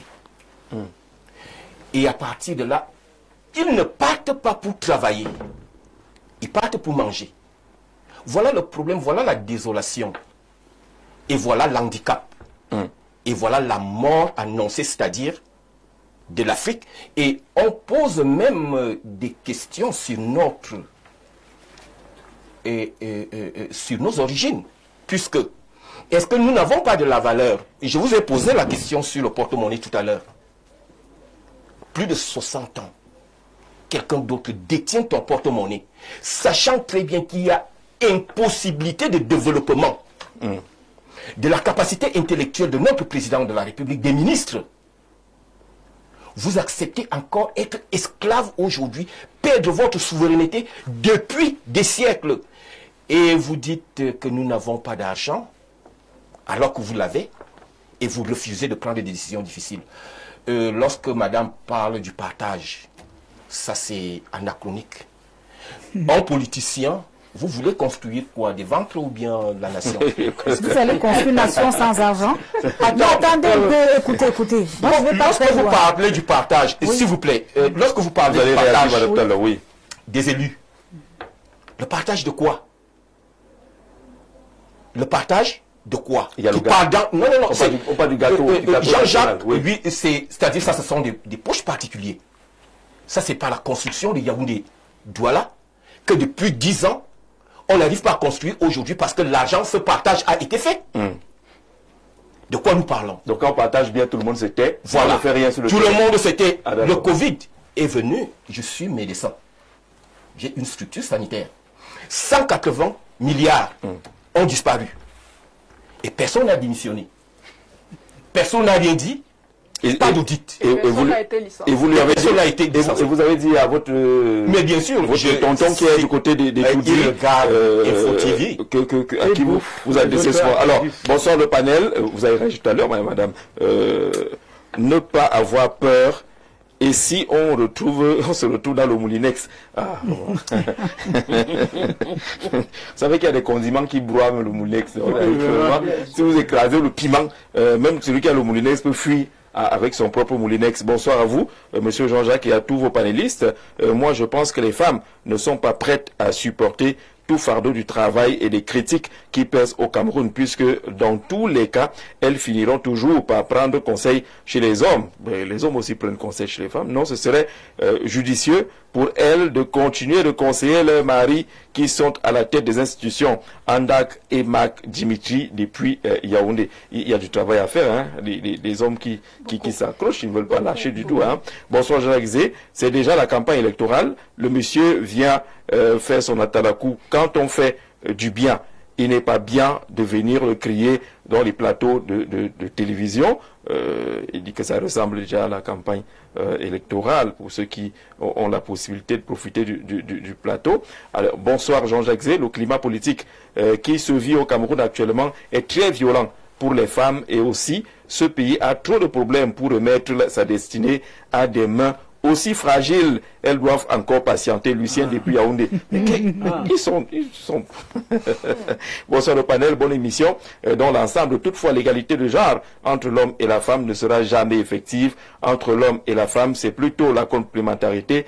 En tout état de choses, l'homme demeurant au-dessus de la femme narcisse depuis Niété. Mais ils sont très engagés, les hommes, ils ne veulent pas lâcher. On va sortir justement de cette thématique-là pour embrayer la question des candidatures finalement indépendantes. Je rappelle que ce livre nous sert de guide également aujourd'hui. Vous avez écouté le docteur tout à l'heure, rejeter l'idée de partage. Pour lui, c'est cette affaire de partage-là qui plombe même les projets. Non, je crois que chez le docteur, il y a amalgame. En même temps, il parle du pouvoir exécutif, en même temps, il parle du parti politique. Parce que je voudrais savoir, en fait, à quel niveau est-ce qu'il se situe. Quand on parle de partage au niveau d'un parti politique, chaque parti politique a des commissions. Nous avons une commission économique, des commissions de finances. Lorsque vous allez sur le terrain, vous allez avec quoi? Vous faites comment sur le terrain si vous n'avez pas d'argent? Hein? Vous avez beau utiliser votre argent, mais à un moment, il s'épuise. Vous n'avez que ça à faire. Alors, si vous étiez financé, vous feriez au-delà de ce que vous êtes censé être allé faire, parce qu'il y a des financements quelque part. Vous êtes communicateur ou communicant, vous êtes sur un plateau de télévision, vous arrivez, on a ce que nos frères anglo-saxons appellent le physical fit. Vous devez être bien présenté. Vous devez donner vos vêtements dans un pressing. Vous devez avoir du carburant pour venir ou pour rentrer. Pour ceux qui ont le transport en commun, vous devez payer, n'est-ce pas, votre transport, vous venez pas à pied. Alors, si vous n'avez pas l'argent nécessaire pour le faire, vous faites comment? Ça amène beaucoup de gens à fuir. Mais ceux qui sont là le font à fond propre. Vous comprenez un peu à quel niveau je parle de partage. Il faut que ça descende et qu'on tienne compte du travail que chacun fait. C'est une forme de rémunération. Je ne parle justement pas de... Parce que lui, quelque part, en même temps, c'est le pouvoir exécutif et les différents ministères. On a mangé ceci, le Covid est arrivé. Donc, je ne parle pas de ça. Nous sommes ici au cœur des partis politiques. Bon, quant aux téléspectateurs qui font un peu l'amalgame au niveau de la parité, je voulais leur expliquer que la parité dont on parle ici, c'est la parité au niveau, n'est-ce pas, professionnel. C'est de ça qu'il est question ici, la parité au niveau de la compétence. Nous avons, j'oublie l'article alinéa dans la fonction publique camerounaise qui estime qu'à diplôme égal, salaire égal. Là-bas, c'est déjà une effectivité, c'est fait. Mais maintenant, sur le champ politique, nous ne sommes pas là pour vouloir bomber les muscles devant nos hommes. Lorsque vous êtes en politique et que c'est votre conjoint lui-même qui vous encourage, vous êtes beaucoup plus courageuse et épanouie sur le champ, n'est-ce pas, de la politique. On ne va pas en politique sans avoir fait de la nourriture chez soi. On ne va pas en politique quand monsieur n'a pas mangé encore. Ce sera le 8 mars demain. Je ne vais pas sortir et aller au lieu de festivités si chez moi personne n'a mangé, si je n'ai rien à prêter. Tout se fait d'ailleurs ce soir, de manière à ce que demain matin, ceux qui resteront à la maison n'aient pas à chercher de quoi manger. Aller en politique ne signifie pas crier sur monsieur pendant qu'il parle tout de suite je réponds. Non, c'est pas de ça qu'il est question. Nous sommes en train de parler ici de la parité au niveau de la compétence, la parité, n'est-ce pas, au niveau du pouvoir décisionnel des affaires de la nation. La femme aussi en a droit. Il n'est pas exclu que parce qu'on est femme ministre et que le mari, lui, ne l'est pas, qu'on lui manque de respect. Non, pas du tout. Avant d'aller en mission, le premier à savoir que je vais y aller. Pendant que j'y suis, il sait ce que je fais concrètement. Et quand je reviens, le premier à savoir que je dois revenir. Ma place de femme ne souffre absolument de rien. Monsieur reste le seul monsieur, c'est le seul coq de la maison. Sauf que maintenant, il faut qu'il apprenne que comme il le faisait avec ses camarades en amphi, il pouvait copier parce qu'elle sait mieux que lui, qu'il apprenne aussi parfois à copier de moi lorsqu'il réalise que je suis plus efficace ou efficiente que lui dans un domaine donné, sans orgueil aucunement. C'est de cette parité qu'il est question. C'est un peu clair là maintenant. Sauf qu'on ne fait qu'enregistrer les avis de quelques Camerounais qui estiment que la scène politique au Cameroun, elle est beaucoup trop violente et que les femmes ont des mains suffisamment fragiles, ne peuvent pas tenir face à cette violence-là. Vous comprenez ces arguments? Non seulement je ne les comprends pas, mais je ne sais même pas d'où ça sort en fait. Parce que vous parlez d'un être qui donne quand même la vie, dans une souffrance inexplicable. Il paraît qu'il n'y a pas plus douloureux que ça. Indescriptible. Voilà. Allez-y, mesdames. Vous parlez d'un être qui porte haut la famille.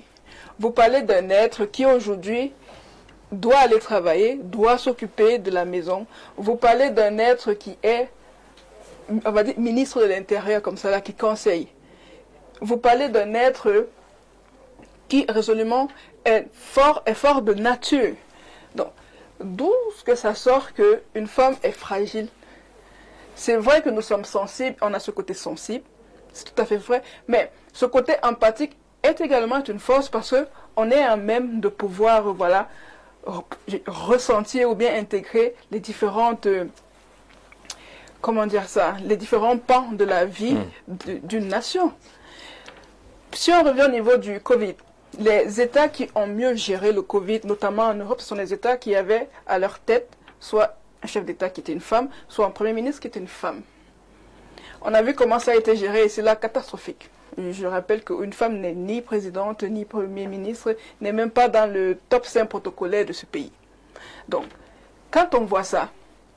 On se dit que la femme... De toute façon, on peut pas sortir. Alors, on a des cas précis. Pour ne pas aller chercher trop loin, est-ce que ça ne marche pas à Fumban, par exemple, là où c'est aussi difficile, les mentalités sont compliquées, les combats sont rudes, mais c'est une femme qui est mère. Est-ce que ça ne marche pas à Douala 2e avec Denise Fampou, qui, on sait, Douala 2e avec New Bell, Commando et les autres quartiers assez compliqués? Si on revient même ici à Yaoundé, il n'y a pas de femme mère, mais on voit comment Yaoundé est en train de dépérir. Il y a même un monsieur, il a donné comme solution de... On délocalise Yaoundé. Ça a été fait dans le passé. Ça a été fait dans le passé, ça peut être fait. Yaoundé 5e, une femme, mais ça allait très bien.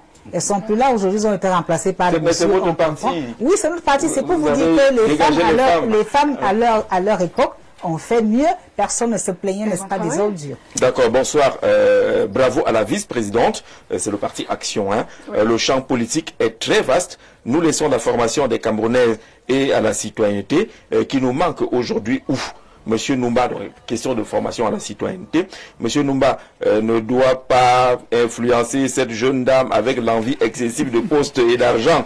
Madame du RDPC, il vous prouve qu'il recrute de nouveaux électeurs, ni parce que, comme lui, ils veulent revenir, mais vous êtes dans le même camp. Alors, vous parlez que vous êtes dans le même camp. C'est M. Tachi qui revient. Il ne faut pas influencer avec cette affaire de poste et d'argent et qu'on peut bien gagner, on peut mieux gagner à gauche ou à droite. Bonsoir Jean-Jacques Zé et bonne émission. Les femmes veulent quelle égalité? Elles sont remplies dans l'armée, mais ne vont pas en guerre. Elles ne font pas les missions à risque. Ne sont-elles pas compétentes? Et plus loin, elles sont appelées les sexes faibles. Le slogan d'égalité de sexe ne doit plus exister. Monsieur Omba, encore lui, depuis Yaoundé, qui dit que vraiment les femmes ne vont même pas au front, ainsi de suite. Il y a les Amazones. Si on connaît l'histoire des Amazones, c'est ça, il manque de la culture. On finit par respecter les femmes. Georges Chiji. Voilà Madame Dikoumé qui fait un développement lucide. très bonne femme au foyer, très bonne maman, etc. Je crois que les deux hommes sur le plateau doivent prendre des notes. Si on fouille très loin, l'affaire là, en tout cas, est-ce que... voilà, on a compris ce que vous êtes en train de dire, qu'il faut prendre les notes chez les femmes qui font preuve justement d'un discours lucide, pas très partisan, même lorsque Madame Dikoumé prend la parole, là, ce n'est pas une affaire de RDPC, elle a dit que même son parti a chassé les femmes qui auraient pu faire mieux. Alors, il faut le retenir parce qu'il a envie de quitter le parti pour être candidat indépendant. Il n'a pas démissionné encore. Il ne saurait partir. Il y a une ficelle, bien vos relations personnelles avec le président Paul Biya. On a posé la question à l'entame de l'émission. Pourquoi vous ne démissionnez pas directement du RDPC? Vous adhérez à un parti politique, vous en créez pour facilement venir avec votre plan d'action. Comme je vous ai dit tout à l'heure, pour construire un pays, je n'ai pas besoin d'enterrer les morts ni de les déterrer. J'ai juste besoin de mettre le peuple camerounais au travail.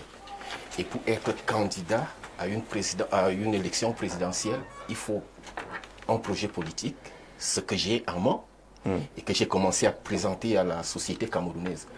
Je ne vais pas lâcher la base du RDPC qui croit que le Cameroun a besoin de sa souveraineté. Et c'est ce que je présente au peuple camerounais. À l'honorable, je dis, je vais présenter un plan de paix pour le nord-ouest et le sud-ouest. Fédéralisation du pays avec autonomie régionale, avec tout le courage que cela demande et la valeur. Mais la question était celle, pourquoi vous ne proposez donc pas ça à l'intérieur du parti? Parce que vous êtes écouté? Ou alors pourquoi vous ne vous détachez pas totalement du parti? Tout à l'heure, je vais aborder le cadre du parti.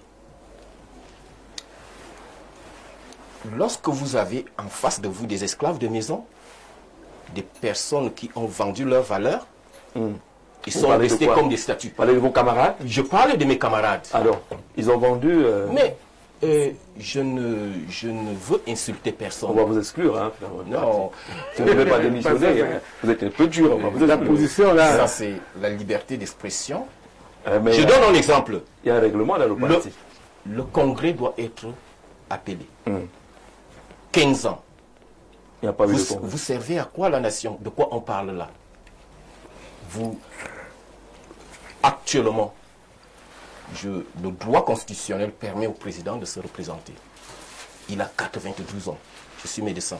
La faculté, c'est-à-dire intellectuelle, est déjà partie. Sur le plan familial, médecin. Jean-Jacques, allons-y, c'est-à-dire d'une manière factuelle et d'une manière démontrable. Mais là, vous êtes un militant curieux. Bien sûr, je suis curieux militant. C'est de la démocratie, le RDPC. On va arriver tout à l'heure. Dans la famille, vous demandez encore à votre père de 92 ans d'aller travailler au champ et vous restez à la maison. Vous allez manger. C'est textuel. Qu'est-ce que... Non, c'est-à-dire d'une manière valeureuse, si vous avez de la valeur, c'est-à-dire la capacité intellectuelle d'abord, et l'honnêteté, et la force, et l'imagination. Vous demandez à une personne, moi j'ai vu mon père mourir à 92 ans, il est même d'abord fatigué de se lever le matin. Il ne se rappelle même pas. Il y en a qui sont fatigués de certaines choses. 70 ans. Et d'autres qui sont forts encore à 100 ans. Et bien sûr, écoutez, j'ai vu le président vouloir tomber combien de fois? Mais est-ce que... Non, on veut partir dans ce débat-là. On n'en sera pas dans ce débat-là parce que je ne sais pas quel genre d'argument politique vous avez en évoquant ce sujet-là. Dites que vous estimez que à son âge, il doit pouvoir déposer. Maintenant, on n'est pas là pour brandir son bulletin de santé. On l'a pas son carnet de santé. C'est pas question de santé. Alors, vous estimez que vous êtes indépendant parce que on ne veut pas dans le parti laisser le président se reposer. Le parti, il n'y a pas d'homme de valeur. Mais vous êtes là. Pour affronter la réalité, nous y sommes. Je vous ai dit, voici le recours constitutionnel pour dire que la constitution camerounaise, par exemple, présente les conditions pour être candidat à la présidence, sera présentée demain. Oui. Et une loi organique qui est, par exemple, le code électoral, vient ajouter des choses. dans le droit, c'est-à-dire dans un état de droit et de loi, la Constitution est la loi suprême. Elle ne se touche pas. Si vous voulez la toucher, vous argumentez selon la jurisprudence et selon, n'est-ce pas, le respect des normes constitutionnelles. Justement, il y a des normes constitutionnelles pour modifier une constitution. Alors, lorsque lorsque vous touchez un droit constitutionnel, vous devez passer par un amendement. Voici la constitution du Cameroun. Alors, c'est pour dire quoi finalement? Pour dire que le président le RDPC, je veux dire, l'actuation du RDPC et les membres du RDPC sont inexistants quand ils doivent faire valoir, c'est-à-dire les droits, les libertés et faire appliquer même la démocratie dans le contexte camerounais. Ils se taisent. Ils ne disent rien. Personne ne bronche. On attend. On demande de gauche à droite que le président se représente encore. Mais lorsque le droit d'abord du membre doit se faire respecter, ils ne lèvent pas le doigt, ils ne font rien. Donc, je voudrais vous dire qu'ils sont inexistants. Oui, vous l'avez déjà dit. Voilà. Ils sont inexistants. Et moi, je suis une personne... Vous ne voulez pas marcher avec les gens qui sont inexistants. Et donc, vous vous engagez sans démissionner. Je m'engage. C'est ça. Bon, attendez. Sur le plan de démission, je suis un candidat indépendant. Le RDPC peut supporter la candidature. Le SDF, le peuple camerounais. Je me présente devant le peuple camerounais avec un projet politique et l'électeur sera de toute nature. Donc, la démission, si, par exemple... Est-ce qu'il vous faudra présenter un acte de démission, si vous avez déjà une carte de membre? J'ai une carte. Vous avez la carte du RDPC? Jusqu'à présent, je ne suis pas présenté par un parti politique pour démissionner.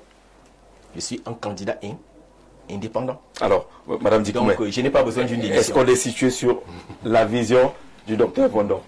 Non, je crois quand même que le docteur, sans toutefois le juger, hein, c'est avec beaucoup de mesures de prudence que je le lui dis, aurait pu faire des propositions en interne.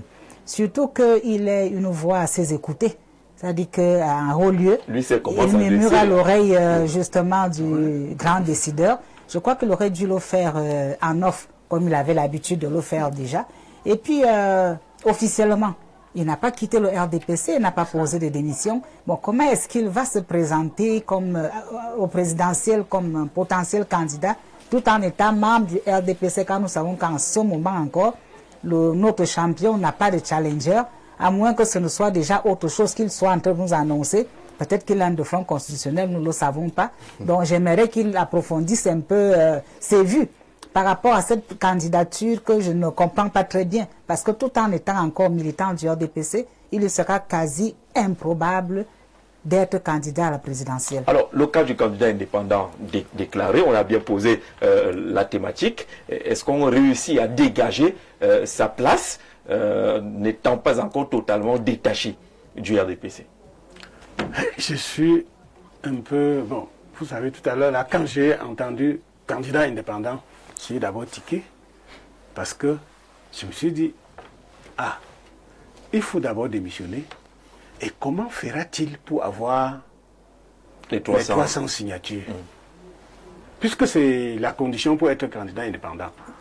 Bon, Dr Vondon m'a laissé entendre peut-être que, à moins que j'ai mal compris, que peut-être il y a une disposition constitutionnelle qui l'exonore, soit de ces dispositions-là, et que c'était en déphasage avec le code électoral. J'ai dit, mais comment? Jean-Jacques, vous permettez, puisque le débat est déjà lancé. Oui, je vais lire. Titre 2, Constitution camerounaise, chapitre 1, article 6, alinéa 5. Vous pouvez donner à ce garçon qui le lise. Non, allez-y, ça c'est la Constitution. vous l'avez sous les yeux. Et il n'a pas besoin... Allons-y rapidement, on n'a plus beaucoup de temps. D'accord. Les candidats aux fonctions de président de la République doivent être des citoyens camerounais d'origine, jouir de leurs droits civiques et politiques, et avoir 35 ans révolus à la date de l'élection. Point. Débat fini, fermé. Où est ici être membre d'un parti politique? C'est dans le code Vous êtes dans la électoral. vie. Voilà. Attendez, Code monsieur. électoral. Oui, allez-y. Vous parlez du code électoral. Je vous parle de la loi suprême du Cameroun. Écoutez donc, si vous voulez mettre les modifications que vous avez marquées dans le code électoral, faites un amendement constitutionnel. Vous avez, le Cameroun a plagié la France. Écoutez, les 500 signatures qui figurent sur la Constitution française, non sur le code électoral français. Ici, pourquoi lorsque vous sortez de 7 ans, renouvelable une fois, vous faites un amendement. Oui. Et ici, vous touchez un droit constitutionnel inaliénable. Si vous voulez le toucher, écoutez, puisque le parti politique que vous introduisez, les signatures, la caution, C'est dans le code électoral. c'est dans le code électoral et Et influence le droit constitutionnel à partir du moment où ça touche le droit constitutionnel, passez par un amendement et mettez-le dans la Constitution. Sinon, vous ne respectez pas l'état de droit et de loi. Ça, c'est la Constitution. Elle n'a pas besoin Mais dans une d'être- constitution, on ne dit pas tout. Voilà. Voilà. Dans une constitution, on ne dit pas. Ça veut dire qu'il y a les lois de des règlement lois qui sont prises complémentaires. en fonction de cette constitution. Et ça doit être Il y a des figuré. dispositions complémentaires qui Il y a ne des- figurent pas forcément Ok, dans Jean-Jacques, dans la Jean-Jacques, Constitution, allons-y oui. doucement. Oui. Ça, c'est déjà un droit mentionné dans la Constitution. D'accord. Si vous voulez le toucher, touchez-le selon les normes de la Ça n'a pas été Constitution. touché. Ça n'a pas Les été principes touché. de Ça base veut n'ont pas dire changé. que Il faut être camerounais. Ça n'a pas changé. Jure de ses droits civiques et autres, ça n'a pas changé. Ça, c'est les éléments fondamentaux. Maintenant, le code électoral vient en complément de la Donnez précision. davantage de précision. Attendez, le code électoral vient donc avec les précisions et ça touche quoi? Un droit constitutionnel. Ça n'a pas modifié. Voilà, vous devez passer par... On a dit complément, on n'a pas dit modifié. Bien sûr, le complément. Déjà si, à partir de ce que dit le code électoral, il peut inhabiliter le droit constitutionnel, vous devez passer par un amendement. Voilà le droit, et voilà l'état de droit et de loi. Sinon, Mais le code électoral n'est pas en contradiction avec la Constitution. Avec la Constitution. Pourquoi la constitutionnalité a été vérifiée et un conseil constitutionnel Jean-Jacques, la constitutionnalité de tous les autres textes. Jean-Jacques, Oui, lorsque vous avez la constitution camerounaise devant vous, oui. oubliez le code électoral. Comment vous faites?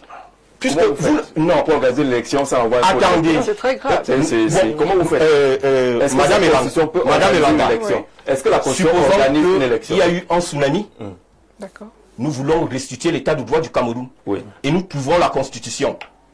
Puisque agissons suivant ce que dit le droit. On ne peut pas toucher un droit constitutionnel par une loi organique. C'est ce qu'ils ont fait. Est-ce que ça a été touché? Les mêmes Bien sûr. principes sont rappelés dans le code électoral. Écoutez, être camerounais, Jean-Jacques, jouir de ses droits civiques, avoir transité on la le révolution, touche ça n'a pas changé. à partir du Rien n'a moment changé. où on demande aux candidats Oui. de présenter les 300 signatures. Et je vous rappelle, Alors, qu'est-ce qui gouverne les élections en France, par exemple? C'est Voilà. la Constitution Ok. ou le code Ou le électoral? code électoral. bon, allons dans le cas de la France par exemple. Oui. S'ils veulent toucher, Non, par qu'est-ce qui exemple, gouverne les élections? bien pour sûr, qu'on soit précis. la France par exemple en 62 avait ce même problème. Oui. Et ils passent, ce sont les Il y a constituants un qui code ont demandé. électoral en France ou pas? Bien sûr, il y a, D'accord. Et c'est mais lui- qui respecte la constitution française. Oui, oui. Puisque les 300 signatures que le Cameroun a, ils l'ont plagié sur la France, mais ils ont oublié de le mettre sur la Constitution. Regardez la Constitution française, vous allez trouver les 500 signatures dans la Constitution. Et Lorsque les pour vous, le code électoral n'a pas sa place, n'existe pas. non, Vous serez l'article- candidat sans ces signatures. Attends, c'est ça. je- C'est ça qu'on voilà retient. le recours qui C'est est- ce qu'on retient. non? Voilà. La raison pour laquelle je présente le recours à la Cour Il est adressé effectivement. portant sur la violation des droits et libertés fondamentales du peuple camerounais quant à la déclaration de candidature à l'élection présidentielle. Et vous dites au président du Conseil constitutionnel que ces dispositions-là ont été violées et qu'on ne peut pas toucher à la Constitution. C'est ça que c'est... au droit constitutionnel sans passer par un amendement constitutionnel. D'accord. Allez, ça a été déposé. Bon, ça va se déposer demain. Ça va se déposer demain. Vous D'accord. m'avez précipité le retour à Yaoundé avec l'invitation. Ça va se présenter. Alors pour demain. vous, vous n'avez pas besoin d'attendre les 300 signatures parce que la Constitution sur n'a pas le- mentionné cette disposition-là. Je demande à la Cour constitutionnelle de se prononcer en bien ou en mal. Oui. Voilà. D'accord. Bonsoir Jean-Jacques, bonsoir tout le panel. Moi je pense que la femme a son mot à dire sur la scène politique de notre pays, sauf que ces femmes se trouvent trahies par d'autres femmes. Moi je parle en connaissance de cause. Dans mon arrondissement, Massok-Son-Loulou, la première adjointe au maire, autrefois j'ai nommé Madame Pagal, a tout donné pour cet arrondissement, mais certaines femmes lui ont tourné le dos, mais cela n'a rien empêché que ce soit toujours la pionnière de notre arrondissement jusqu'à ce jour. Paul Ebenezer, depuis Douala, on salue d'ailleurs les populations de Massok sont Loulou. Ce médecin s'embrouille beaucoup, Michael. Ce monsieur ne peut être voté par personne. C'est pas toi qui décide de qui sera voté, Michael. On est d'accord là-dessus. Il a dit que c'est la démocratie, chacun s'exprime. Bonsoir Jean-Jacques Zé, bonsoir le panel. Docteur Vondor est un blagueur. Monsieur démissionné tout simplement. Ngila Moto depuis Yaoundé qui ne comprend pas que vous soyez toujours militant du RDPC et que vous traitez les militants vraiment comme vous l'avez fait tout à l'heure. Comment je peux faire pour avoir le numéro de la dame jeune qui est sur le plateau pour apprendre beaucoup de choses par rapport à la politique? Vous n'avez pas donné votre nom sur Asigankulu Tade, on voit ça au niveau du profil. Comment faire pour avoir le numéro de Madame Makondo Elanga? On va négocier hors antenne pour voir si c'est possible, ou alors il donnera un contact, un cabinet, quelque chose comme ça, qui peut permettre à ce que vous échangez, puisque c'est quelqu'un qui veut beaucoup apprendre en politique. Bonsoir à vous sur le plateau. S'il vous plaît, Jean-Jacques Zé, demandez un peu au candidat indépendant sur le plateau s'il a déjà les 300 signatures, et si c'est non, comment compte-t-il les réunir? Jean-Calvin Mendim depuis Berthois, il a dit qu'il va attaquer le code électoral parce que la Constitution ne parle pas de 300 signatures. Bonsoir à vous sur le plateau. L'égalité de la femme se base plus sur leurs gains et profits.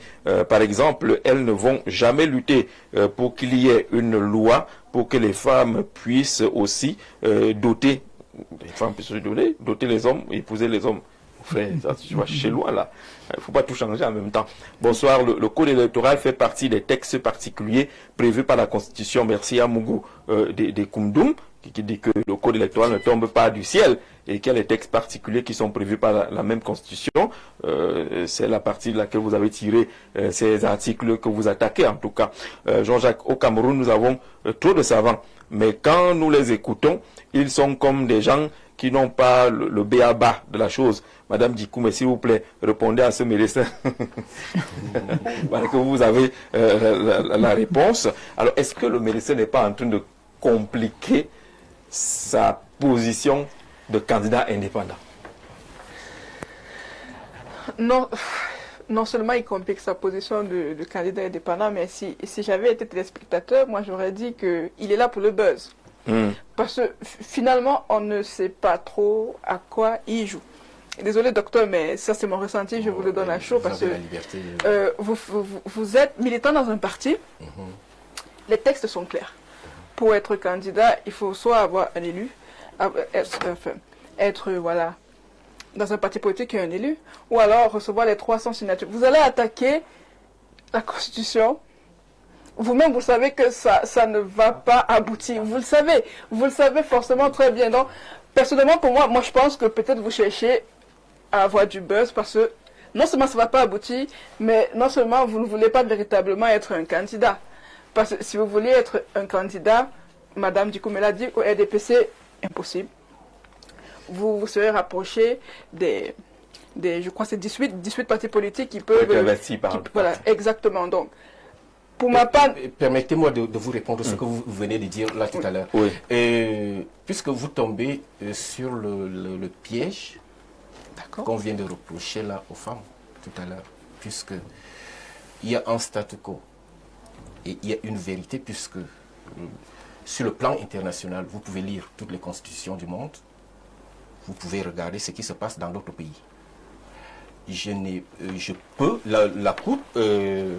Le Conseil constitutionnel peut rejeter, mais je leur montre la vérité du droit. Et c'est où le piège? Voilà. je vais doucement, je vais encore vous le présenter. Parce qu'il a été dit, vous avez écouté le téléspectateur qui a dit tout à l'heure Voilà. que le code électoral fait partie des textes complémentaires annoncés par la même Constitution. Écoutez, Oui. le code électoral est une loi organique. Et une loi organique n'est pas au-dessus de la Constitution. Organique de Donc, quoi? C'est pas ce qui est dit. Organique. Non, parce que quand il dit, il parle bien. Oui. Bien sûr. Ça organise quoi? Attends, ok. Les élections. Voilà. Oui. Donc ça part de la Constitution. Oh, ok. Monsieur honorable, Oui. écoutez, puisque c'est vous qui êtes en train de faire l'amalgame. Je Ça- parle, ça- oui. ça y est, donc, C'est pour mieux ça y est, comprendre. donc, il faut qu'on comprenne. J'explique. Je vous ai dit, le droit d'être candidat est un droit constitutionnel. Si vous avez à modifier, comme par exemple, le président de la République était rééligible une fois. Oui. Ça a été modifié. Ça a été modifié Oui, par les canaux que nous connaissons. par un amendement constitutionnel. Ça passe au Parlement et on le fait figurer sur la Constitution. Je vais être clair puisque je ne vais pas parler avec vous sur un temps de bataille sur le droit constitutionnel de présenter une candidature est égal à celui que je viens de citer là tout à l'heure. Si donc, Sauf qu'une élection est un événement particulier qui est encadré par des textes particuliers qui sont prévus par la Constitution. effectivement, mais ici, ce sont les mêmes textes. Non, on parle du code électoral qui organise une élection. J'ai dit donc, le code électoral, pas j'ai dit, le droit. Ah d'accord. Si le code électoral veut toucher l'article 6, alinéa 5, le code électoral doit le faire d'une manière conforme à la jurisprudence constitutionnelle du Cameroun. D'accord. Allons-y doucement. Vous y êtes déjà. Vous l'avez déjà dit. Vous y êtes déjà. Nous sommes à 7 mois de l'élection 7 mois de- présidentielle. oui. Mais le candidat, le docteur, il est encore à régler le problème Le projet. s'il sera candidat ou pas. Donc, ce qui prouve que il n'aura pas le temps de faire les 10 régions du pays. Voilà. Il n'aura pas le temps de mener une campagne digne de ce nom. Donc, concrètement, il n'a pas de chance Je pense de pouvoir que puisqu'il recueillir arrive 10% de des France, suffrages. il s'imagine un scénario à la Macron Voilà, qui traverse la Seine. Alors, c'est très bien. Honorable qui est... Ça fait depuis Nous sommes à 7 mois de l'élection Non, quand ça fait même. depuis 2019 que je suis ici. Alors, honorable, il y a une grosse expérience sur le terrain. Donc, je n'arrive pas de France. Qui a fait ses Madame. classes de droit également. Je n'arrive pas de France. Ça fait depuis 2019. Honorable de réagir rapidement parce qu'on n'a plus de temps. Sur la réalité, là, on ne sert à rien. Hein, Oui. puisque, quel que soit le cas, Jean-Jacques, Oui. je ne suis pas pressé. Je dois présenter au peuple camerounais, que ce soit à cette élection ou à la future. C'est l'ex-président, il a dit que je ne suis pas pressé de prendre Jamena. Et je ne fais la lutte contre personne. Si par exemple, il y a des hommes de valeur, des juristes, Dans tous les cas, vous avez votre Regardons sur le plan recours que vous international. allez déposer au Conseil Effectivement. constitutionnel qui va l'étudier. Vous êtes très grand, docteur Marcel Vondor. Le président national sera fier de vous entendre. Jérémy Laurier depuis Yaoundé qui vous conseille d'aller parler au président national sur ces différents points-là. On va rapidement sortir du programme. On a été rattrapé par un débat de droit que nous on n'a pas prévu. Que nous on n'a pas prévu. Honorable, on chute avec les candidatures indépendantes, ça devient mission difficile quand même au regard des dispositions de la loi. Vraiment, je veux dire une chose parce que le code que Dr Mbonda remet en question, le code électoral modifié en 2012, nous à l'opposition à l'époque, c'est-à-dire nous avons commencé les travaux à 9h pour finir à 10h le lendemain. Nous avons proposé 400 amendements. Allez dans les archives de l'Assemblée. Je dis 400 amendements. Malheureusement, on n'a même pas pu retenir 50 amendements sur les 400 pour vous produire ce que vous avez vu. Et je veux vous dire, à l'époque, on a commencé le débat sur ce code, on m'a envoyé en mission pour observer la biométrie dans certaines villes. Très rapidement, on n'a plus que 2 minutes. Ce qui veut dire que c'est pour vous dire que ce que vous remettez en question là a été le fruit, malgré le fait que nos contributions n'avaient pas été prises en compte, a été le fruit de beaucoup, des nuits d'insomnie par les députés. En tout cas, fondamentalement, il ne remet pas en cause le code électoral. Jusqu'ici, elle dit que le code électoral est anachronique par rapport à sa lecture de la Constitution. Oui, voilà. À ma connaissance, vous deviez d'abord démissionner. Ça, de votre parti. Parce que jusqu'ici, là, vous embarrassez même Madame Dikoum. Honorable, je lui demandera son acte de démission le mois venu. On sait comment ça marche dans les élections au Cameroun. Honorable, une seule minute. Voilà. Le RDPC a le droit, ils ont la majorité au Parlement actuellement. Ils n'ont qu'à aller enlever le point et rendre constitutionnel le code électoral en mettant ceci. Du RDPC. Voilà. C'est une affaire du Conseil constitutionnel. Demain, on va vous accompagner pour que vous déposiez le recours de ce côté, qu'on suive tous ce débat de droit. Mais merci, honorable, pour ce cadeau. L'infatigable Serge Siméon Numba, député des 6e et 8e législature de l'Assemblée nationale du Cameroun. Sa devise, servir et non se servir. C'est gentil ça, honorable. Merci beaucoup, Madame la Présidente, pour cet ouvrage, Se lancer et réussir en politique. On va lire et relire. Pensez à envoyer un exemplaire. Avec plaisir. Au docteur également. Merci Madame, merci à vous. Merci à ceux qui ont regardé et très bonne soirée sur Info TV.